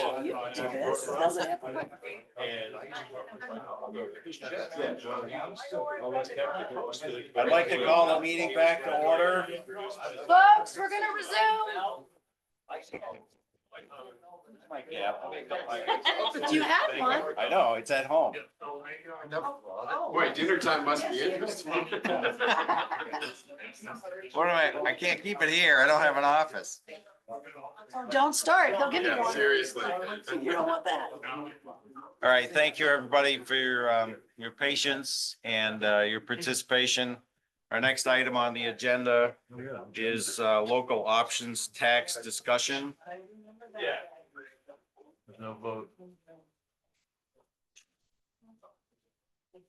So we have on the agenda, a local options tax. So there was a request at our last meeting about some things that the local option tax money could be used for. Suggestions were made, including appraisals, surveys, advertising for bids, local match for grants, permit fees, feasibility studies, legal and advisory fees, project design, land acquisition and closing costs, short-term loans such as gap funding and construction. So here it is. Anybody want to chime in on this? Or we want to postpone it to the next meeting? I need to catch up then. So you've just listed a bunch of things that local options tax could Can be. used Well, for. and this is under the subheading of the housing commission. Right, so that's what that's why I said, let me just catch up for a second, because the last time I was here and we talked about local option tax, we were talking about what could be taxed. Right, Now we're talking about, okay, if big if. The voters anyone pass. voted at town meeting for a local options task. Now we're discussing that money would be restricted. It doesn't just go in the general fund. So at the last meeting, Word asked for me to come back with a list of things that, because there is a reserve fund, has So already been that's- set up. That's, so there, So if there is a local options tax, if that goes through, that money goes into this reserve fund. The board had asked what kinds of things would those reserved funds be used for by the housing commission? These are some ideas of what that money could do for houses. so the reserved fund is called house. Now we're saying, well, what would they use it for? Great, thank you. I just wanted, I thought we Yep. were You good? talking about general fund. No, You know, a lot of this was just presented on each meeting to get more input from the public. Right. Hopefully that more people will become involved. But I got a feeling it's gonna be like a lot of our issues until we go for a vote or we decide to do it. That'll be the time when Yeah. more people will be Yeah. voicing their opinions Yeah. on it. So it was originally, I thought, set up For the house? It is. Yeah. It is, and The that, discussion has always been Right. about the housing commission. and these are the ways that the housing commission Could use. could use those funds Yeah. for housing. So, great. So the end of that sentence is, if we have a local options tax, the housing commission could use those funds for the things you just named, Mhm. which promote homeownership, development, creation of housing. Correct. Exactly, right. Great. Hold on a second, Derek. Crystal, do you have I see your hand up. Do you have a question about the local options tax? I just wanted to say during the 5-minute break, I overheard the woman on the left in the white, the town manager, I assume, speaking negatively about my father and using threats of legal jargon simply because he voiced concerns about legitimate issues. And I think that's a problem. That's not acceptable. My dad is a veteran and a retired educator who's earned respect and peace in his retirement. Him standing up to leave and you speaking about that and it being caught on camera, that's intimidation and disrespect for standing up for what's right. And I hope moving forward, this can be handled with fairness, professionalism, and respect. Thank you. Thank you, and we would appreciate the same attitude and behavior on the other side. Yes. Yeah, absolutely. But we need to make sure that we're keeping it professional as well. And you're minding what you're saying about the citizens who pay the taxes here. Thank you. Thank you. Thank you for your comment. Derek? Sure, I just got a couple questions. As a follow-up to Ariana's. Could you introduce yourself? Oh, I'm sorry. I am Derek Surso of Chester. So in terms of the use of the monies that are collected from the 1%, are they restricted to the Housing Commission? Or once the Housing Commission says, okay, we don't need the money anymore, do they go somewhere else? Well, that's been part of the discussion, is like what would happen, there could also be a vote to eliminate them at that point. Agreed. It would be nice if up front, or perhaps you may even need to answer this question when you do go for the vote, of whether this stuff sunsets, or as with a lot of taxes happen, you start collecting them and then you lose track of it and then they bleed into the general fund and they just sort of go away. Taxes almost never stop being collected and expenses almost never go away in some fashion. So if you're going to collect the 1%, yeah, let's designate it a little bit tighter. The other thing is what is being taxed? So I understand it to be meals and alcohol that's served. Rooms and meals. Rooms and meals and alcohol, though alcohol's in that sub. That's part of Right, meals. that is served. So it's my experience that, for example, when you buy cooked food in a store, that counts as a meal and is rung up on a meal. So the question would be, a sandwich at Lisai's, a slice at Ramonto's, those are meals. Are all those going to get taxed? It's a good question. It depends on how they're taxed. If they're taxed with a meal tax from the state, then yes. I If they're suspect taxed a as a cooked retail food sale, would be. then if they're taxed as retail, Okay. So at the register, however they put it in there. However they They're code paying- it. However, Right. they're paying their taxes. Now, having said that, we're looking at a dime on a $10 sandwich, or, we're not talking a huge amount of money. Right. However, the business owners probably should know about this, especially if it's as widespread as all the convenience cooked food. Yep. So that's just a point I wanted to make. Other than that, thank you. So maybe we could get a letter out Thank to you, like Derek. all the restaurants and just tell them what's going on. Arnie, I just wrote on my pad, letter to food businesses in town. No, but a sunset. Is great. Well, with that sunset we talked about at the last meeting, put it in there just as a safeguard, and then it has to be reevaluated after 4 or 5 years. Is it working? Is it worth it? Is it not?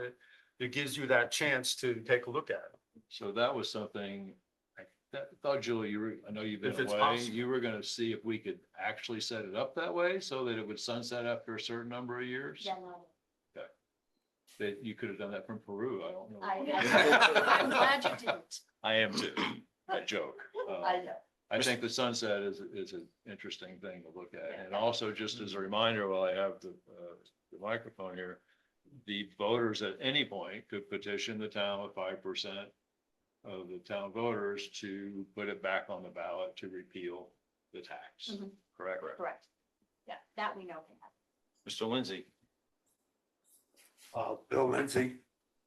I'm glad this is back as an agenda item again. My concern when I spoke the last time about having this tax seems to be well warranted. And that is, I asked, did anybody ever get rid of a tax once it went in? I was the one that brought up at that night that I made that discussion about sunsetting the tax. We've now moved on to how we're gonna spend the money, and it has not even been approved by the voters. Quite frankly, I'm asking that if we're going to put this on as an article, which is where it belongs, because it is an item to be approved by the voters. If they don't like it, they can complain, but at least they have the chance to vote on it. My concern is here that I think before we start talking about spending the money, I think you need to write up the article that you're gonna present for town meeting. So it can be discussed by the public and get their input on the wording, etc. It may be the board's responsibility to bring this article forward.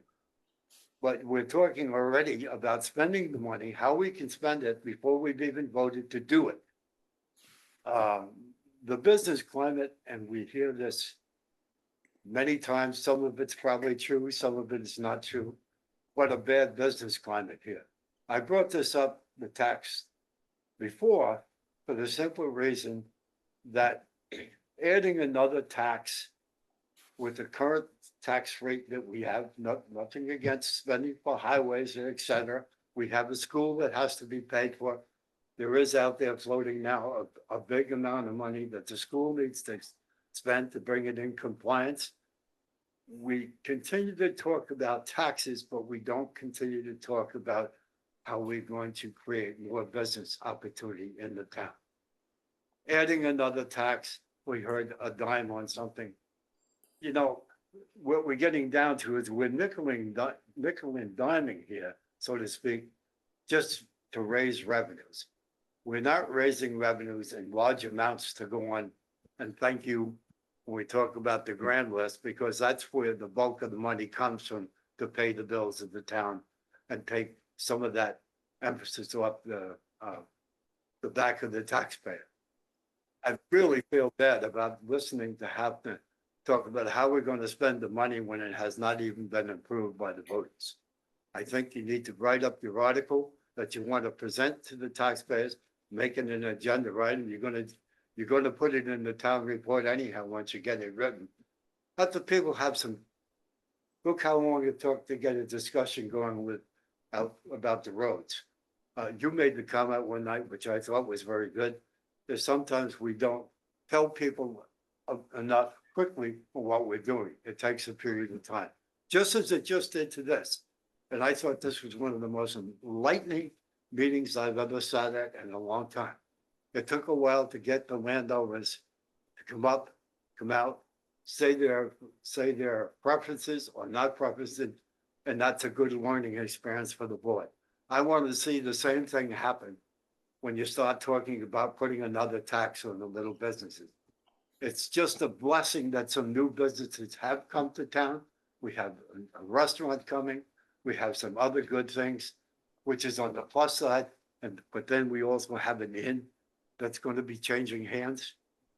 We're spending the money before we get the money into the coffers. Think about that article.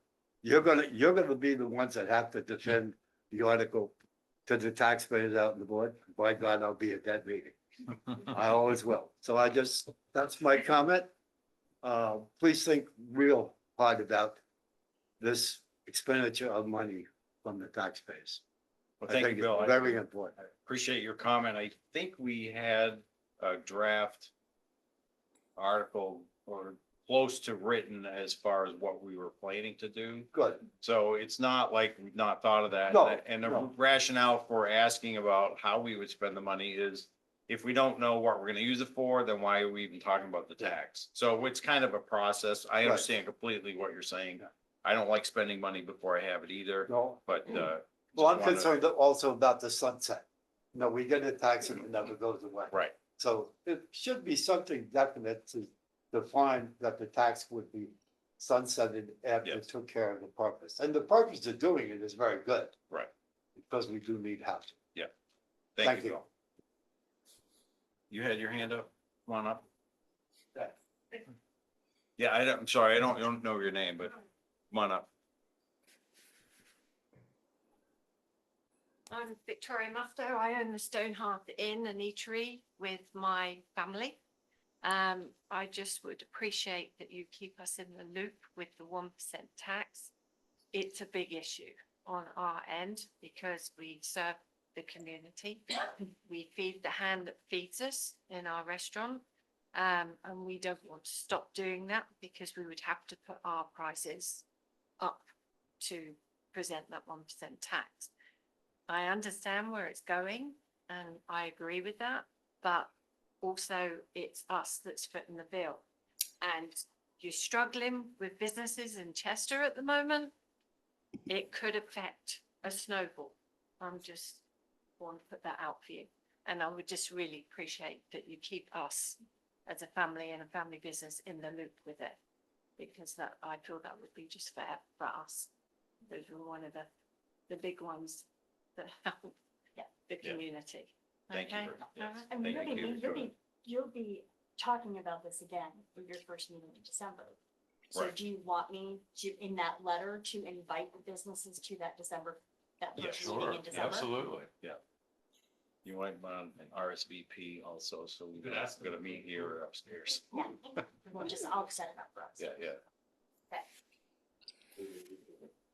Any other comments or thoughts on this particular issue? It would be I think great. each restaurant should bring a tasting tray. That was sarcasm, Susan.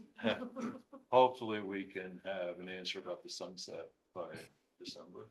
you think? I know them, I'm having trouble getting through Jim on a lot of things, but, yes, I will do my best. Is it something VLCT might be able to help Yeah, with? they won't give an actual legal opinion. But is it a legal opinion or are we just looking for some language? I think they're gonna probably turn it as a legal opinion, Really? but I will try that. Okay. Good, thank you. Yes.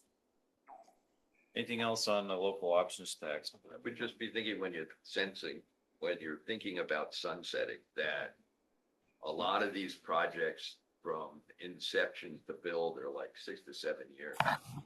You're almost sunset, think about 10 years, I think. Well, the sunset would just be a reevaluation. You could just continue it for another 5 after that also. I mean, it's not set in No, stone. it's that not you- right, but I agree with what you're saying.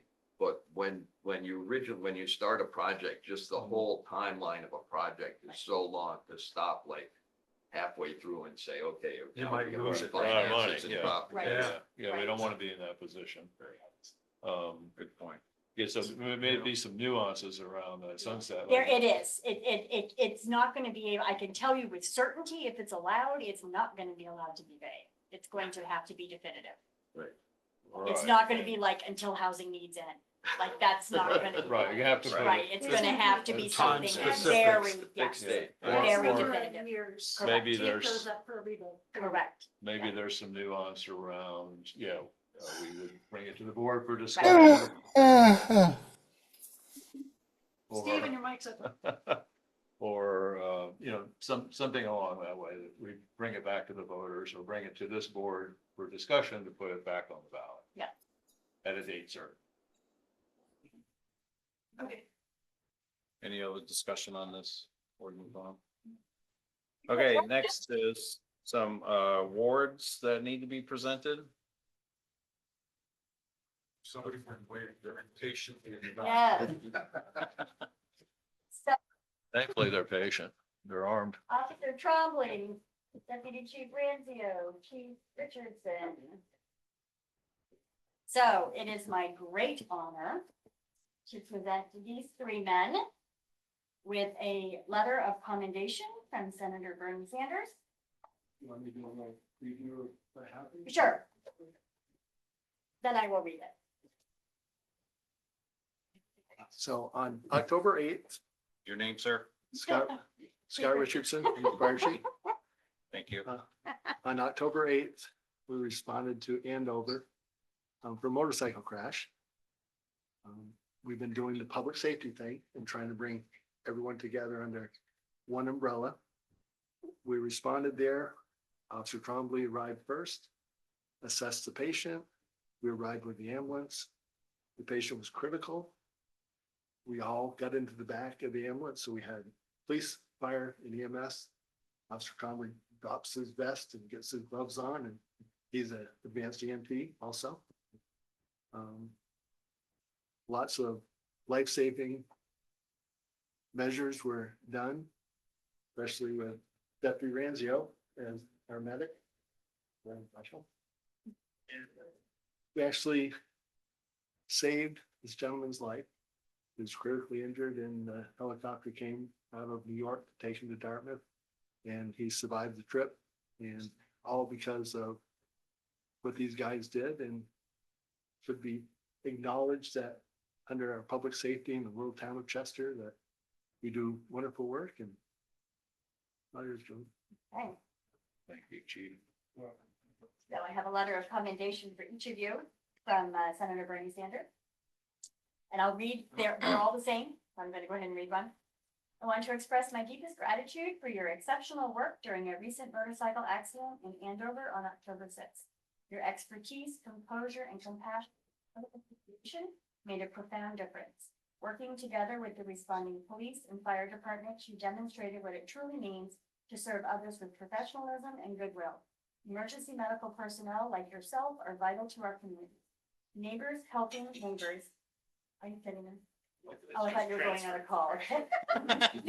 Sorry. Neighbors helping neighbors, even in the most challenging of moments, is something that does not go unnoticed in the Green Mountain State.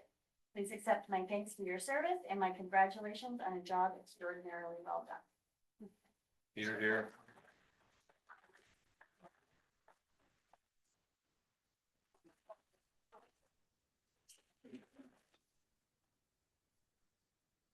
So I'm fine. One for Deputy Chief, our newest paramedic, Mike Ranzio. I'm gonna give you a hug because you're my boy. You're welcome. And I have one for one of our newest officers, Officer Trombley, Tyler Trombley. I'm gonna give you a hug too. You know how it goes with me. Thank you very much. You're welcome. And then, of course, Chief Richardson, who doesn't think that he should have one, but I'm going to say that this stuff doesn't get done when you don't have leaders in your department. And Scott is a leader. Here, I forgot what to do.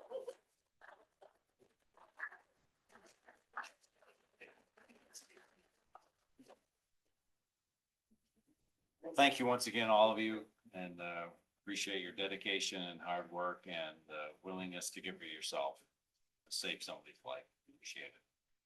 Thank you. Thank you. Thank you. Thank you. Saving, like, that's amazing. Yes, it is. So cool. That's the way to start a budget this day. Now, please give us everything you know. Yeah, I just won't ask all the questions. You can have the extra crew. I was gonna do it after, but I asked. So they should.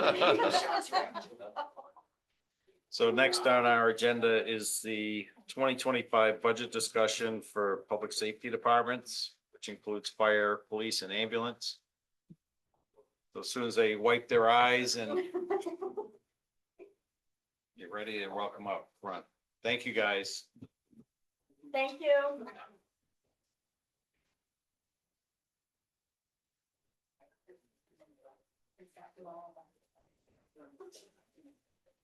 This printed out.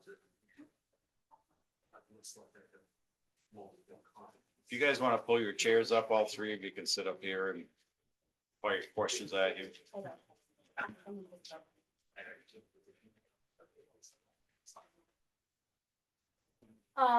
Okay. So I'm gonna key it off. Yes, please do. Okay, so, you know, this year as we do the budget discussion, we'll be doing it the same as last year. Individual departments coming in together, so your first look is at public safety, which consists of fire, police, ambulance, and communications. Are in those three budgets, are in the public safety budget, sorry. So this is our first round attempt. I gotta go to minutes because I'm gonna start just the library. Okay, special things to note. We can start with fire department first. Fire department budget is actually down a little bit as of right now. Chief, Richardson is also chief of the ambulance at this point, so we have split his salary between both departments. And that ultimately produces a little bit of a savings, in the fire department. But the other thing that this is included, in this is the purchase of a response vehicle for fire EMS. I'm gonna let Chief Richardson talk more about the needs of that. Why don't we do that? Why don't you go ahead and talk about that particular item? The response vehicle was actually the cruiser that police department was trading in. It's got a value of $20,000. So we would just pick that up to continue using the cruiser instead of getting something new. There's value in it. We've used Tom's truck a couple times as a command post, but when Tom's not available, we had a car crash, or actually a truck crash out on 11 West, pouring rain.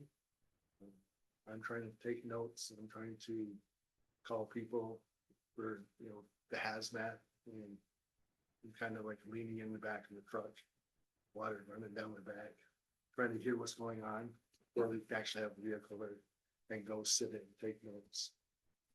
Actually have a command vehicle with radios that, the engine has a radio, but it's the fire truck makes noise, engine running, diesel pumps running. So it's a great convenience, but actually it's, getting to be a necessity. We have a utility truck. It's 12 years old. But that's what it is. It's a utility truck. It's a full 4-door with an 8-foot bed, utility body on it. It's not really convenient to drive around town with. And it's one of our prime haulers for our trailers for the boats. So this would be a good asset, a little bit of money. It's pretty much all set up. Just take the cage out, put a back seat back into it. And go from there. And for the $20,000, it's be well worth it.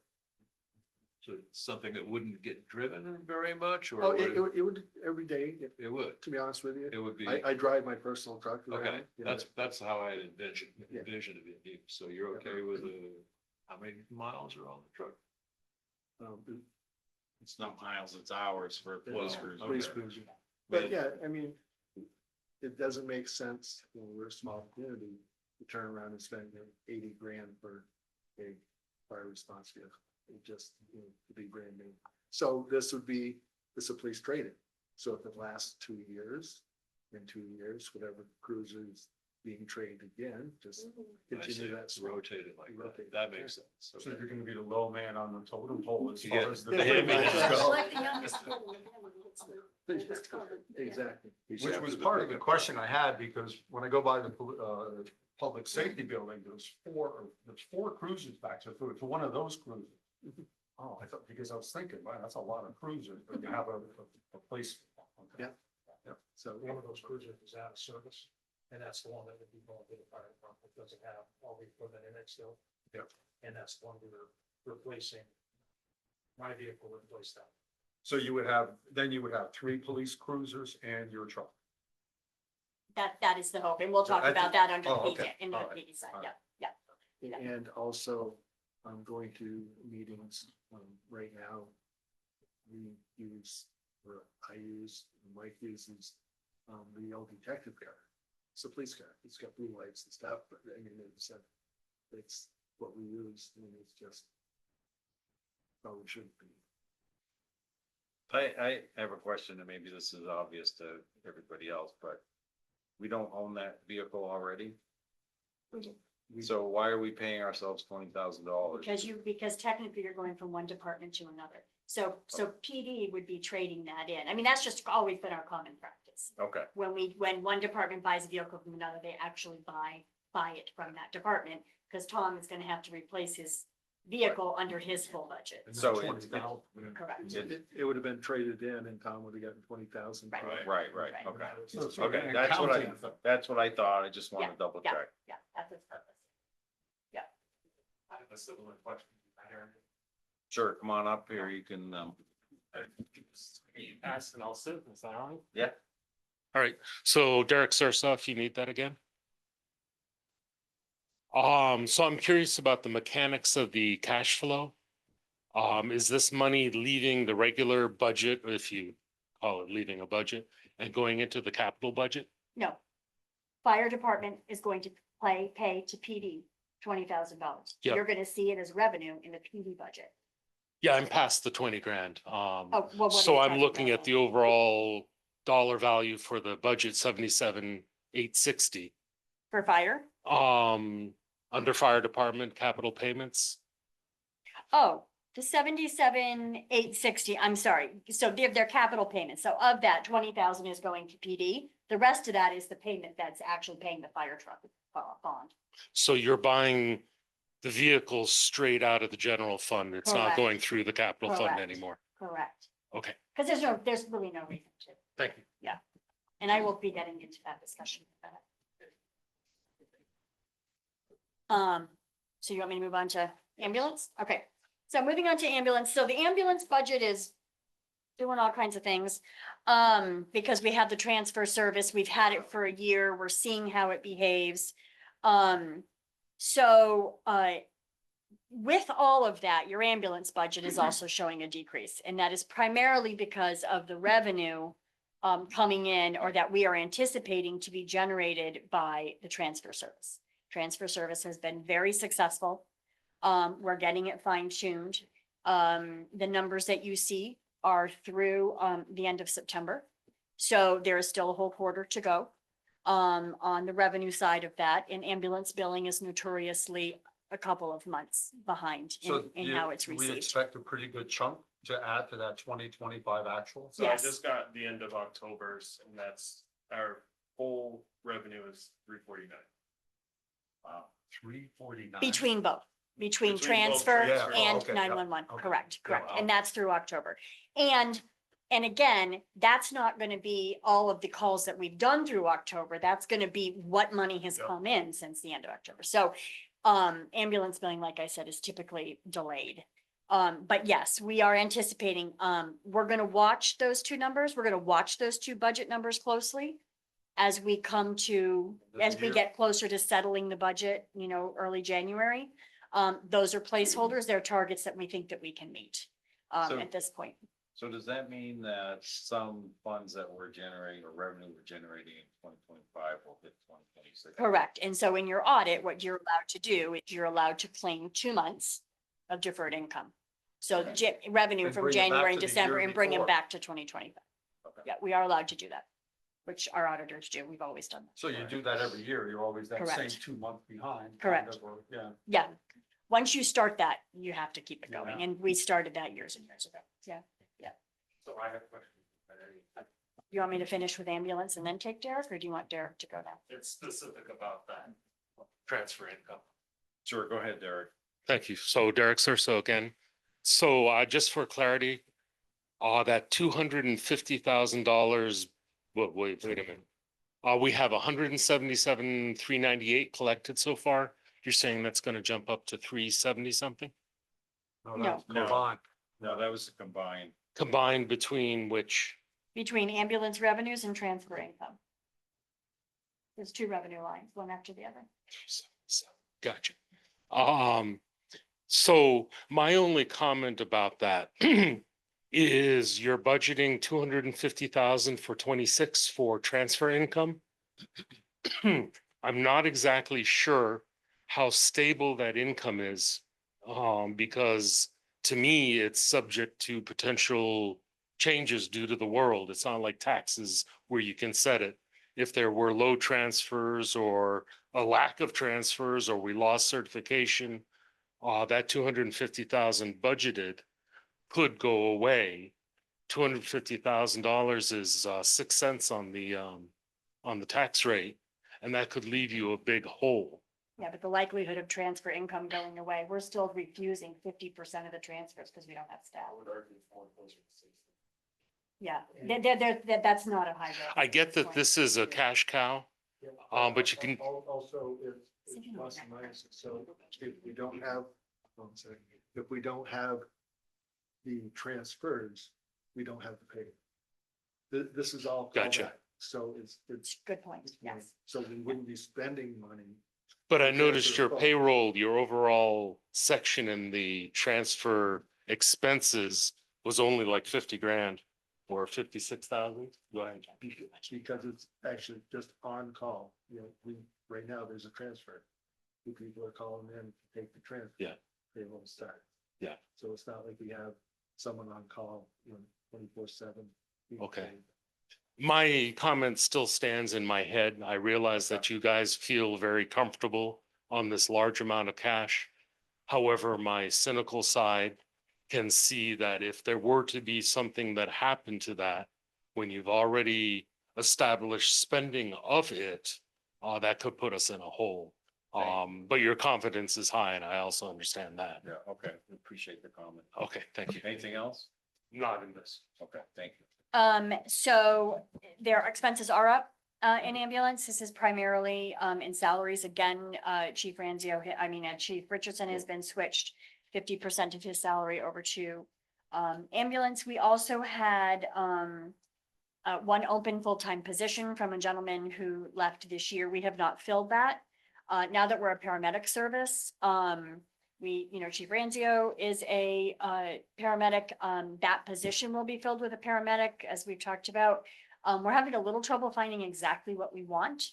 So what we're doing in the meantime is we have brought in per diems within our own department to cover, so we don't have the benefits we have to pay, which is helpful. But we're bringing in per diem paramedics, again, within our own service. So we're finding that it's actually very helpful, very productive, and is working out to be a great addition to the department. When and if we can fill that full-time position, the per diems go away. So we're not adding positions. We're just kind of reworking it while we're trying to fill that spot.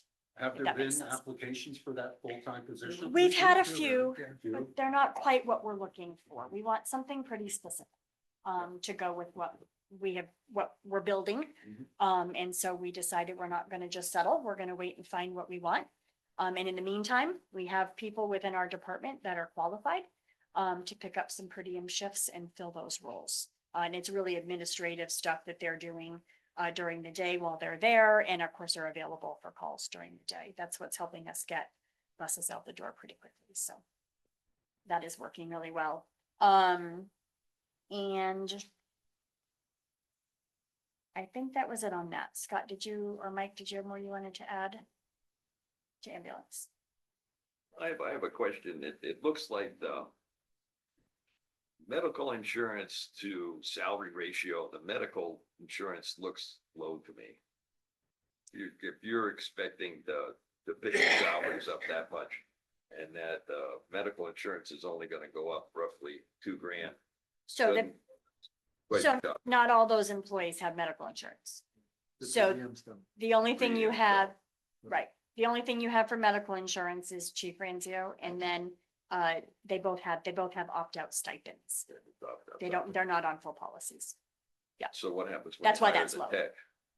What happens when you hire a full-time? You go from per diem. to hire. Correct. We're not anticipating that that's going to end up being filled, Peter. You're Like, not, it's not like alright. you're going to end up having a whole year of that. We're not No. anticipating All that. right, solid. Yeah. We actually figured the per diems as the full-time salary, retirement, and medical insurance. Took that sum, and that's how we ended up with our 60 hours of per diem. Okay. Well, So, as long as you're comfortable with the No. number, because Yeah. So I kind of went through this and like, the medical insurance in the fire department was going down, and I would have expected the ambulance to come up, and it's like the ratio of what I know I'm paying. This is not going up near as fast. It's because they're not And so- positions that have health insurance. Actually, it's just my whole mind. We both have the outcome. Wouldn't it be nice if medical wasn't an issue? Yes, it would be. There any other questions on the board on ambulance? Oh. Okay, on to police. So the police department, is at this point seeing an increase, and we'll talk about one of the main reasons why. Number one, you guys voted to put police at Group D retirement. So that is included in this budget. The other thing is, so there's two things happening. Number one, Cruiser 4 is a 2019. It is the cruiser that we normally would have gotten rid of, but we decided several years ago to keep it, to hang on to it, to do radar. It was a radar car, basically when we had the old core program, for that. What we're finding, and Chief Williams can talk more to this, what we're finding is there really is a need to keep that car. When one cruiser is out of commission, which we had when a shed fell on one of them, it was helpful to have that extra cruiser. And there are guys who come in and do the Governor Highway Safety, which is a grant version of the core program, to have that extra vehicle. So what we're hoping is that we can keep that car in rotation. Therefore, each year we would be buying a cruiser every 4 years. That's their life. In an attempt to, so the best way to explain this budget is showing the full purchase of that cruiser outright from the general fund. And the reason that I'm starting to show that, and we can have a discussion when the budget is fully assembled as to exactly what we want to do. But we've talked about this in the past. Our capital plan is not a capital plan. We all know that it's a debt repayment schedule. It is not building capital. So in a lot of discussions with the auditors, what I would really like to do is just convert that to a debt repayment schedule. That's all that is. We are working on our capital plan. The asset management piece of it is almost done. We're getting close. And then next year I'll be forming a little ad hoc subcommittee and we'll be actually developing a true capital plan. I'm expecting that would be ready for adoption probably in 2 years. It will take a full year to get that. Advice that I have been given is that any items with a lifespan of 5 years or less, you pay outright in cash. Anything longer than that, you start looking at financing, depending on price. There's going to need to come a point where we start to transition from our debt payments that we have now to an actual contribution to a capital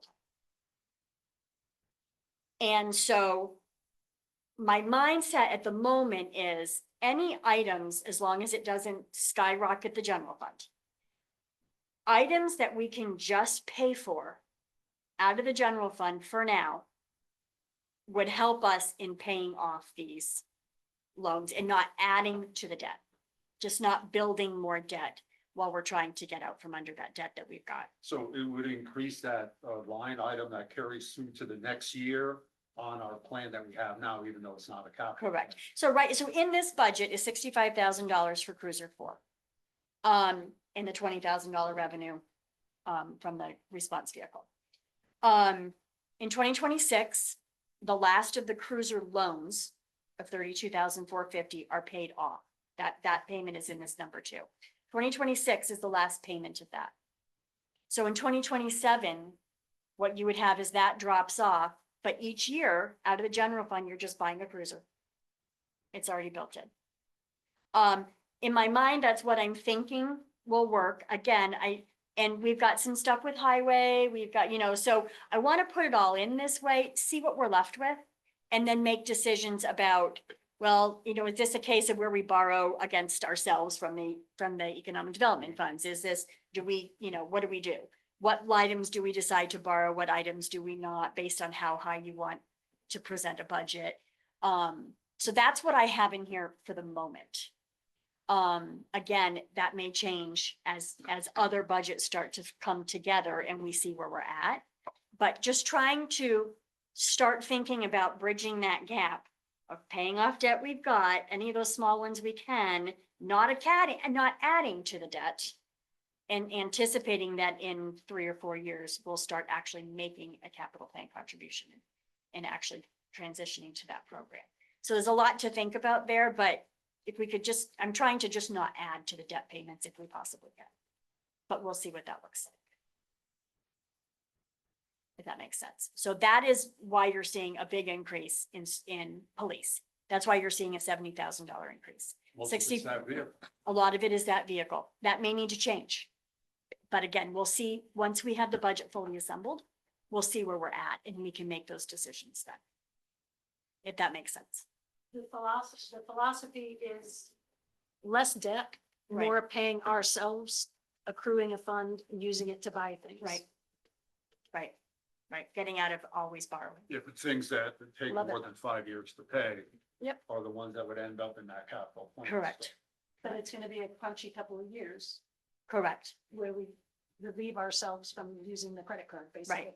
Right, and just thinking about that process and, you know, because we also got to manage you don't want to be spiking that, especially as the education rate is doing its, funky thing because of our CLA, right? It's 2027 that we reappraise will take effect in 29. So, we've got 4 years, right? And so it's a good time to start thinking about how we're going to transition to a capital plan and out of always borrowing for everything that we buy.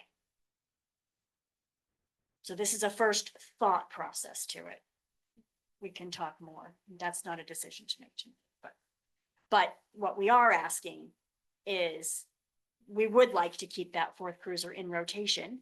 It is an important piece of equipment for the police department. If we're gonna do that, Tom will need to order it soon if we have any chance of getting it in 2026. And we may get it for less. Tom's working on some deals, some state bids, some of those types of things that would tag it on too, but. Do you want to add more about the fourth cruiser? Our issue with the fourth cruiser, we're not having a fourth cruiser. We didn't have one. Was when the shed fell or when the garage fell, whatever you want to call it, when it fell, gravity took over. We were out that cruiser. We had another cruiser underneath, which didn't get damaged, fortunately. We had a cruiser go in the shop because it had an engine problem. And we were left with pretty much one, I think it was one or two left, but we have a sergeant that takes home a car and I take home a car because we get called out for pretty much everything. So in order to keep functioning, it makes our life a lot easier.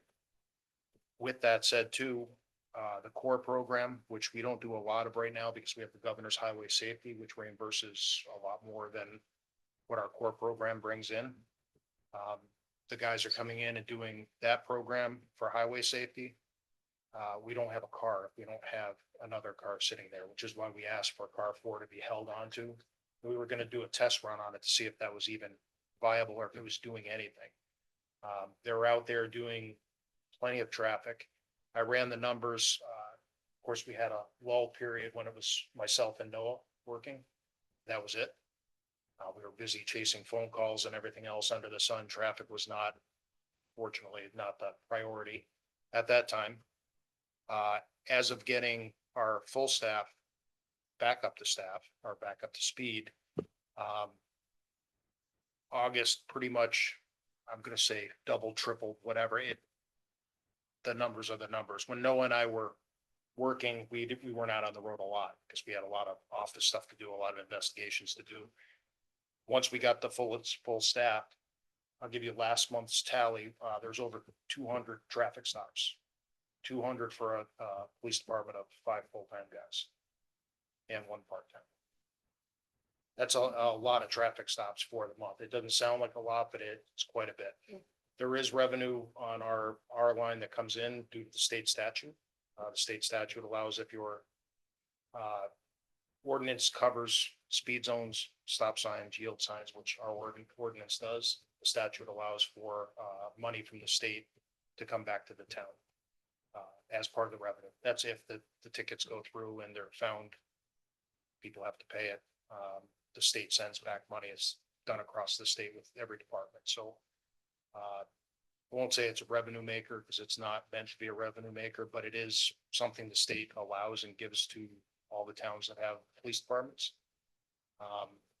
In order for us to continue doing that, we need another car because if we have 2 guys on a shift, or if we do get a female officer at some point, I don't keep saying 2 guys, but that's all I have right now.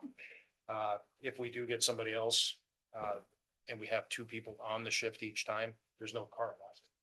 for someone that wants to come in on a day off or time off or early on shift to do traffic safety, there's no car for them. And I'm policy wise not going to allow them to use their own car to do traffic stops. The shit's got bad stuff written all over it. So I think you could do that. the cars have blue light permits, and if there's a lawful police officer in it, yes. Common sense wise, I would probably say no. An unmarked civilian car with blue lights in it, just, I wouldn't want my wife stopped by that, so. I just have one quick question. We're discussing this because normally you would have gotten rid of this fourth cruiser when you bought the new one. So we're having this conversation because we're saying we're buying a new one, but don't eliminate one, or at least that's what's proposed in here. We've always had 3 cruisers in rotation, and we kept a 4th. We kept one in 2019. We Right. did not trade in the 2019 a few years ago. We Yep. kept it. We want to replace that. So we want to have 4 cruisers in rotation. So now you want to replace the oldest one. Correct. And so basically what we're doing is we're adding a 4th cruiser. Yeah, okay. We want to have a 4th cruiser in Yep. rotation with the 3. That's part of the 4. That's part. Okay, thank you. Yeah. So I don't know if it's worth mentioning, kind of another cost savings we had across the board was with the AFG grant Yes. and how that kind of helps save, I forget how much. The AFG grant was 178,000. So that's for equipment. That's for the Right. radios and, yeah, But still an impact. absolutely. No, it's a Part of huge the impact. budget. A huge impact because it would have been part of the budget this year. So when I look at the budget, look at the bottom.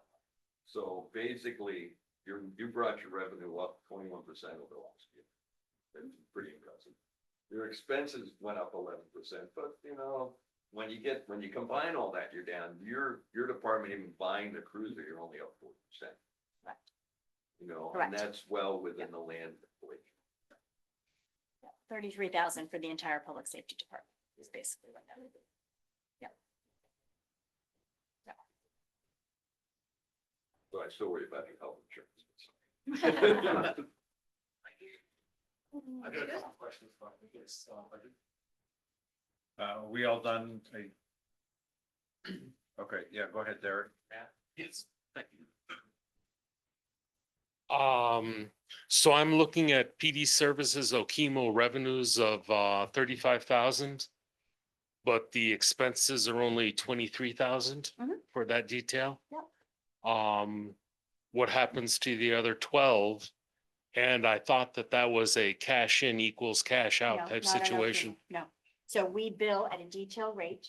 So part of that pays out to the officer at an overtime rate, but the rest of it, we are allowed to bill use of vehicle, the equipment, all of that. The kind of stuff. indirect So there stuff. is a revenue maker on that. on Which any- is on any 50% of client. that. It's close on to 50%. 23 in or 23 out and 35 in. Yep, yeah, because your actual numbers, we spent 22.8 and we brought in 34. So those are real numbers. Yeah, the part of that is that I can't see where the other 12 of that went, which I guess will show up in the general fund admin or something like that. What do you mean where the rest of it went? Well, you had It comes into the 34,000 of income, Right, 22,000 of expenditures. correct. Um, So nothing else has been spent. The rest of that is revenue against the use of the equipment. What we're allowed that to was our charge. earnings, Correct. and that will theoretically be showed expended somewhere. Well, no, probably in the depreciation of the equipment and the audit, if you wanted to look at it that way. There's Or not an in actual service or expense- something there's like not an that. Expense out. And the There's same, not a cash expense. I do get that. Yeah, Um, that's specifically related just to that. item. Correct. It It's just it's goes not a into- cash yeah. out, right? It goes into the general fund and then gets used as need be. Correct. And our justification for keeping it is the indirect costs that we accrue. Does it go in the general fund and used generally, or does it stay in the police? No, the general fund budget is the general fund budget, so it is expended within the police, but if police ends up Right, but it's, overspe- yeah. it, it comes into that revenue line. right, and Right. then stays within that department as you're planning for that department. Correct, correct. And then the same philosophy applies to the PD services detail, Mhm. 20 grand in, 10 grand out. Yep. Yep. Okay. Yeah, those are all the same rates. So, yeah. All right. Thank you.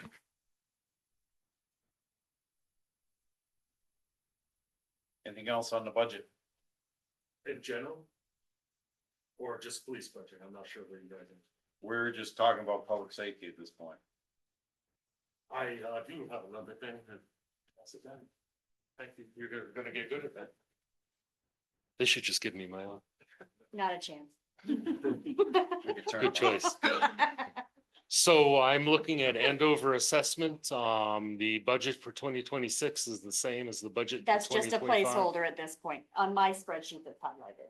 It's a placeholder. So I you're can't- going to find an escalator of some form in I there. can't do that until we get to the end of November for our contract with Andover. Contract, I know. And I don't think I understood why the ambulance salary gained 130K under salaries. So a couple of things. So you've got to look at ambulance salaries and then you got to look at ambulance chief. So Mike Ranzier was the ambulance chief. He was under the ambulance chief salary. So this is part of it. He was under the chief salary, okay? He is now our deputy chief. So his salary is up in the regular salary line. Chief line went to half because Chief Richardson is part-time ambulance.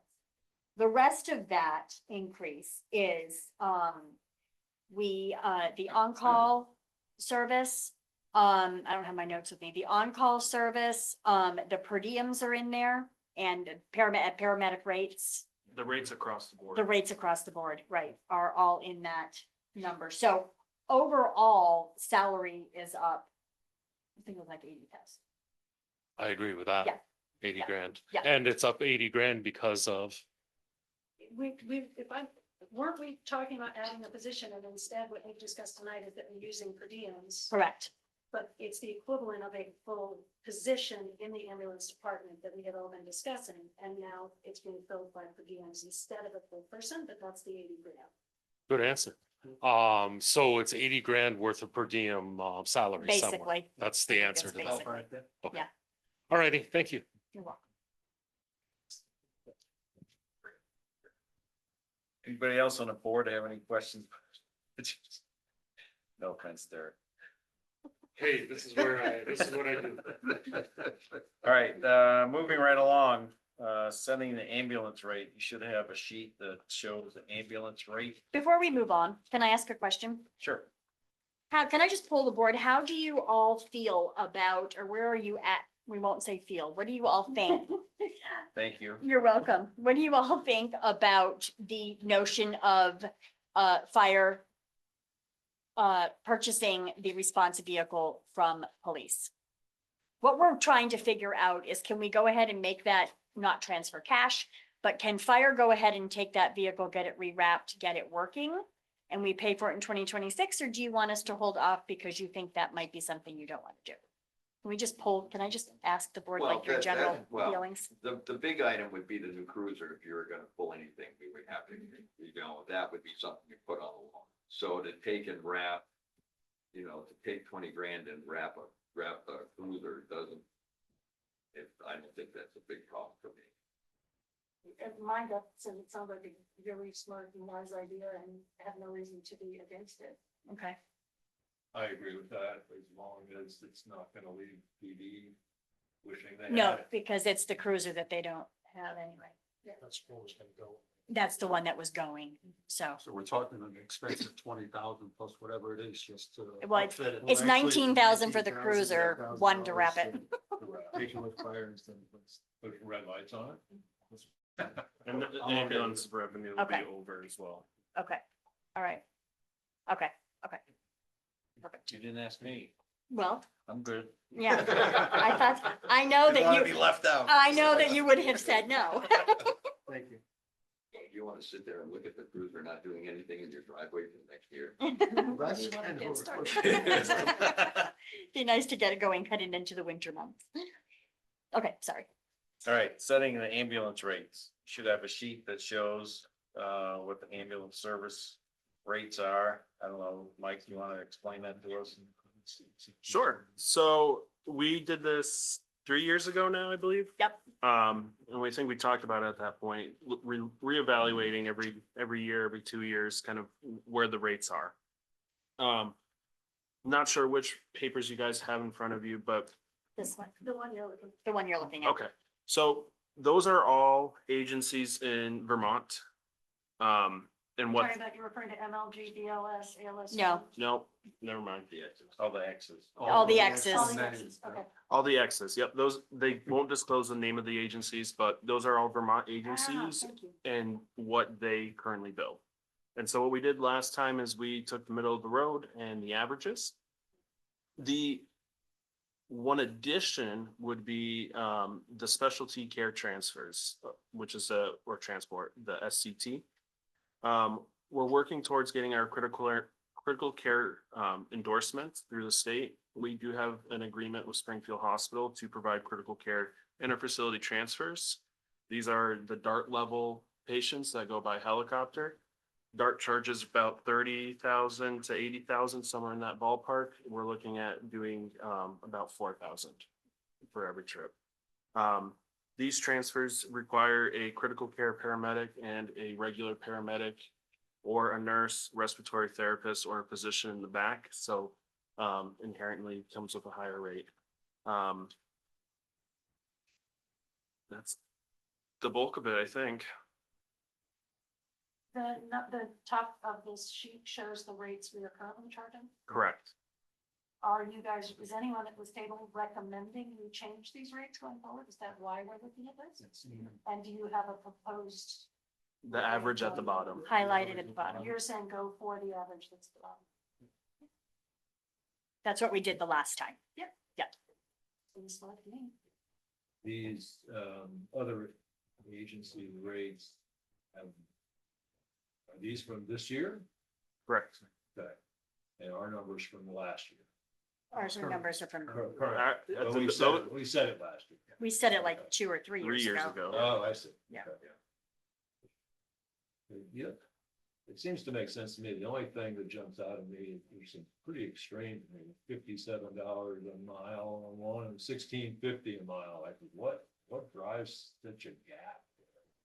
Makes sense to throw out the high and low. Would it change anything? I don't know. It just, those are big differences. So those are the mileages numbers that are put out there, but everything governed. And so like a Medicaid patient, we can charge $3,000. Medicaid's gonna pay $486. That's it. You only collect what you collect. But, and that's it. Medicare is a couple bucks more, so you're gonna pay $550. And so, Medicare will pay 80% and then the supplemental insurance pays the other 20. They have a rate for mileage, $13 and change. That's what the going rate is. Some of the MVPs, the Blue Cross Blue Shield, they pay a little bit more. And so that's actually what we're looking at to grab those numbers aren't the numbers that we're gonna get. Right. But it's You're just gonna the get a idea that percentage there's a of. couple bucks here, a couple But bucks you here. bill the patient for the gap between insurance and. If it's They allowed. Allowed amount. So if it's me and I have Medicare and I get charged $2,000, but Medicare only allows us to charge 500. That's what I get charged for. I'm not responsible for the other 15. I see. So Medicare covers $250 and at 500 max, that's all you can charge is the 500. The patient pays the other $250. Yeah, exactly. Okay. So that's helpful. But Yes, and so, in other insurances, Blue Cross Blue Shield, the MVPs, United Health, those, they all have a little bit of different maxes. None of them are close to that. It's kind of what you look at. So this doesn't represent reality. No. Is what I'm hearing. Well, actually, Mikey, correct me if I'm wrong, because it's been out for a couple of years, but car crash, your car insurance pays that. Because that's a $5,000 whole thing in your car insurance. Yeah. And some of them are percentages of. Yeah. So, I mean, how many times are you gonna get the 2257? probably not all the time, but you'll get a percentage of. So there's not an advantage to keep it at $1,000 because there are times that they would pay higher. Does that make sense? So yeah, I just don't know how you budget with that.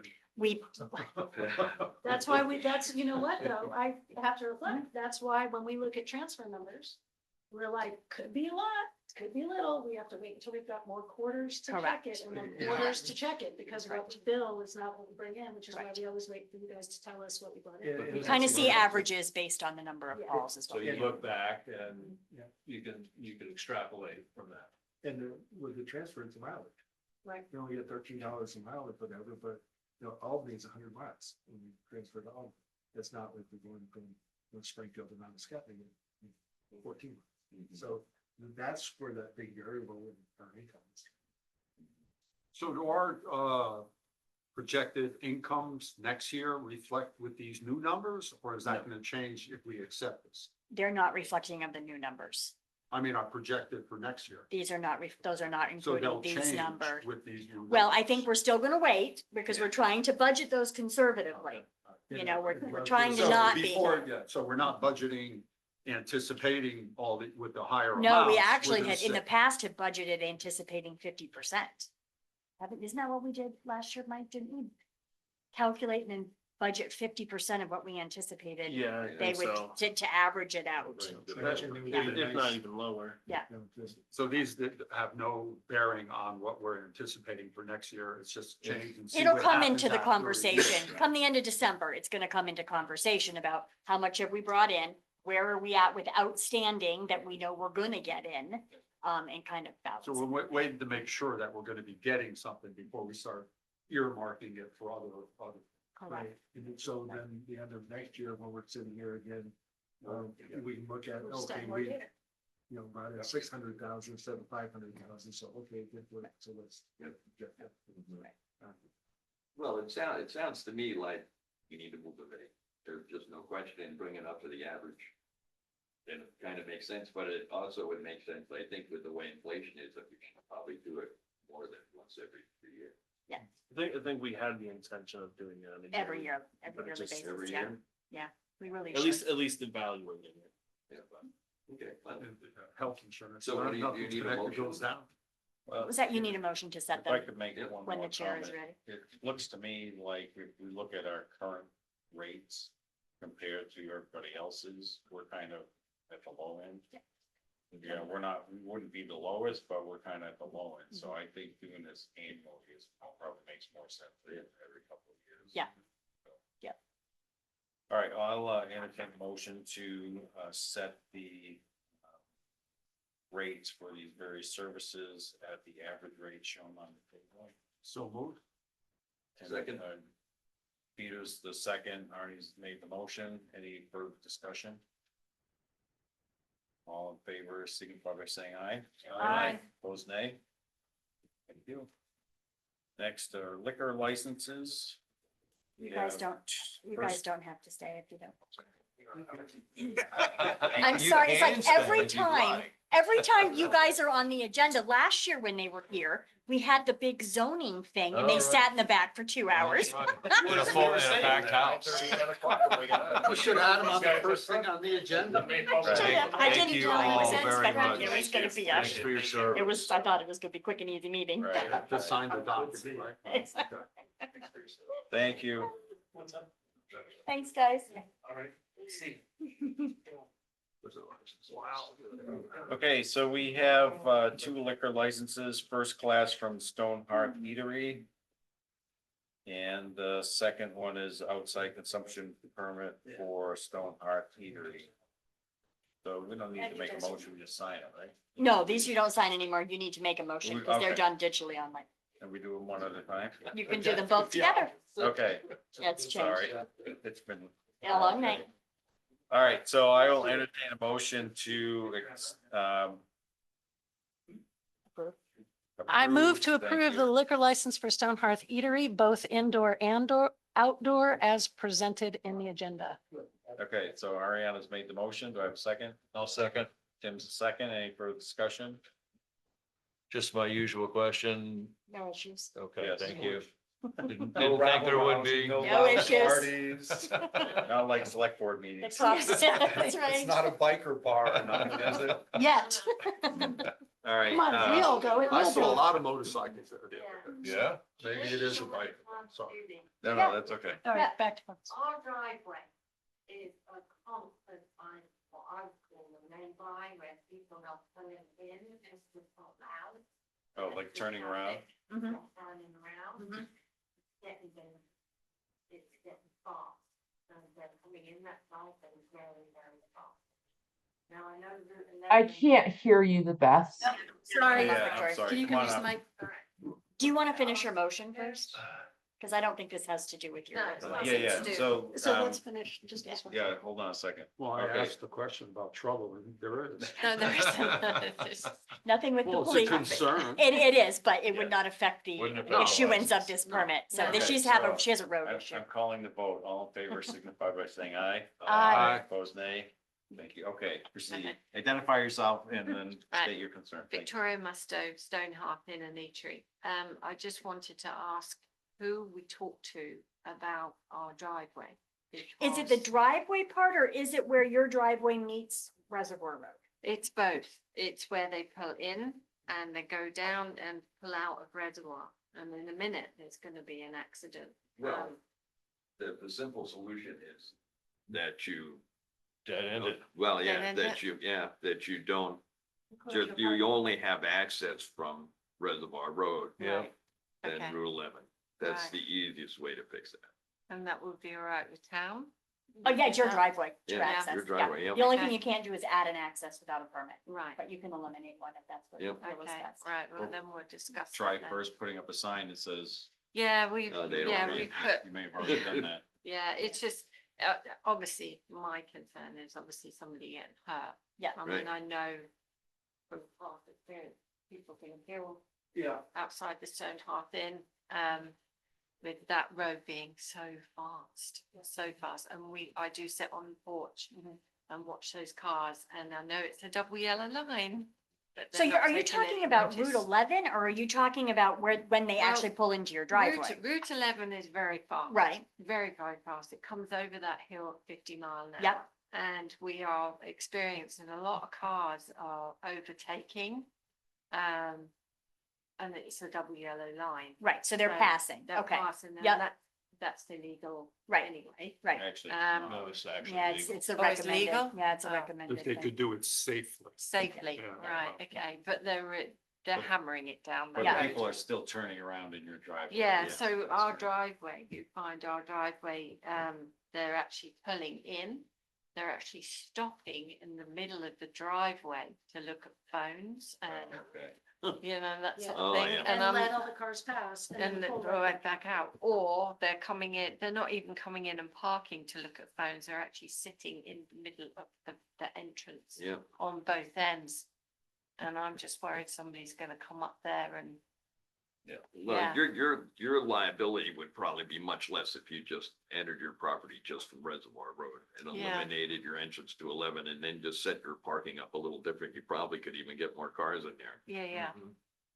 Yeah, well, we're getting very, very busy and that's. Good for you. concerns me. Yeah. There we go. Yeah, Congratulations. yeah, no, But it just concerns me that someone's Yeah. gonna get.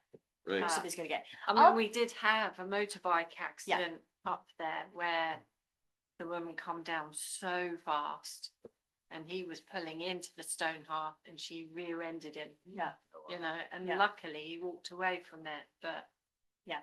You know, I can talk to, on the speed side of Route 11, I mean, I can let Chief Williams know and we can, Yeah. do some detail work down there. For sure, with the Yeah. guys. But yeah, to Peter's point, I would probably not have it be a pass through. Right. yeah, Block it for a bit, don't do it permanently, block it temporary and see if it helps. yeah. Okay, You well, know? I'll speak to everybody and see what Yeah, they say, see what but they it's think just, about that. it's obviously my concern. I don't want to see somebody get Yep. hurt. Right, Yeah, I really don't, it's a fast road and they seem to be putting their foot down Uh-huh. even more so. Yeah. Just recently. Yeah. And then you're finding that they're overtaking, yeah, but there are people coming out of Reservoir and there are people overtaking and it's only gonna take a matter of seconds, someone's gonna Yeah. get really hurt. Yeah. Yeah. And I don't want to be responsible No. for that with my, Yep. you know, with us being busy. Yeah. Yeah, absolutely. Yeah, thanks. Okay, no, that's great. I'll Yep, speak thank to you. the others about that. Thank you. You're Thank you. welcome. Yes. Have a good night, guys. Thanks for the Yeah, good it food. was entertaining. If you want good fish and chips, that's the That place is to the place. This go. is what Jeff gets every time we go. Thank you. Good night. So new business, next agenda. So I've given you kind of the list of what's kind of planned. Your next agenda will have, actually, your moderator interviews are gonna actually flip over to December 3rd.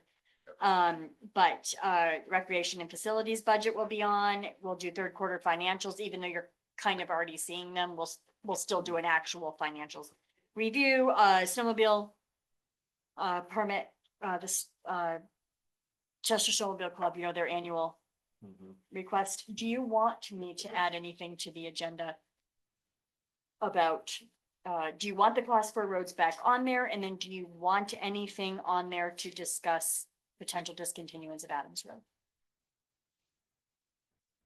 What's the pleasure of the board? That was his request tonight, so. Well, Actually, I have a question. If this, about this, the question of the throwing up of Adams Road, I would like to see us consider it as soon as possible, but in a manner where our workflow is how we will want to do it when 25 other people line up after Doug There's Adams. gonna be some others. So we do need to consider it. I think it's the right thing to do, but I want to make sure we're doing this thoughtfully and accurately, because we're gonna have to do it pretty much. Well, you're gonna have Well, you're to, gonna have After to that. discuss it, not necessarily that you're gonna No, have I'm to not gonna say, discontinue. You're gonna have Right. to no, have a no, no, I'm not process. saying this, I'm saying we're going to have to receive yes. Right. Go Well, through the these process. requests. Right, the and have the hearings. discontinuance process is very statutory. So, its steps are governed in statute. So why don't, if you want, I will add, we can put, maybe the agenda item is process of Process, yeah. road discontinuance. Yes. I can lay that out for you, what that process is.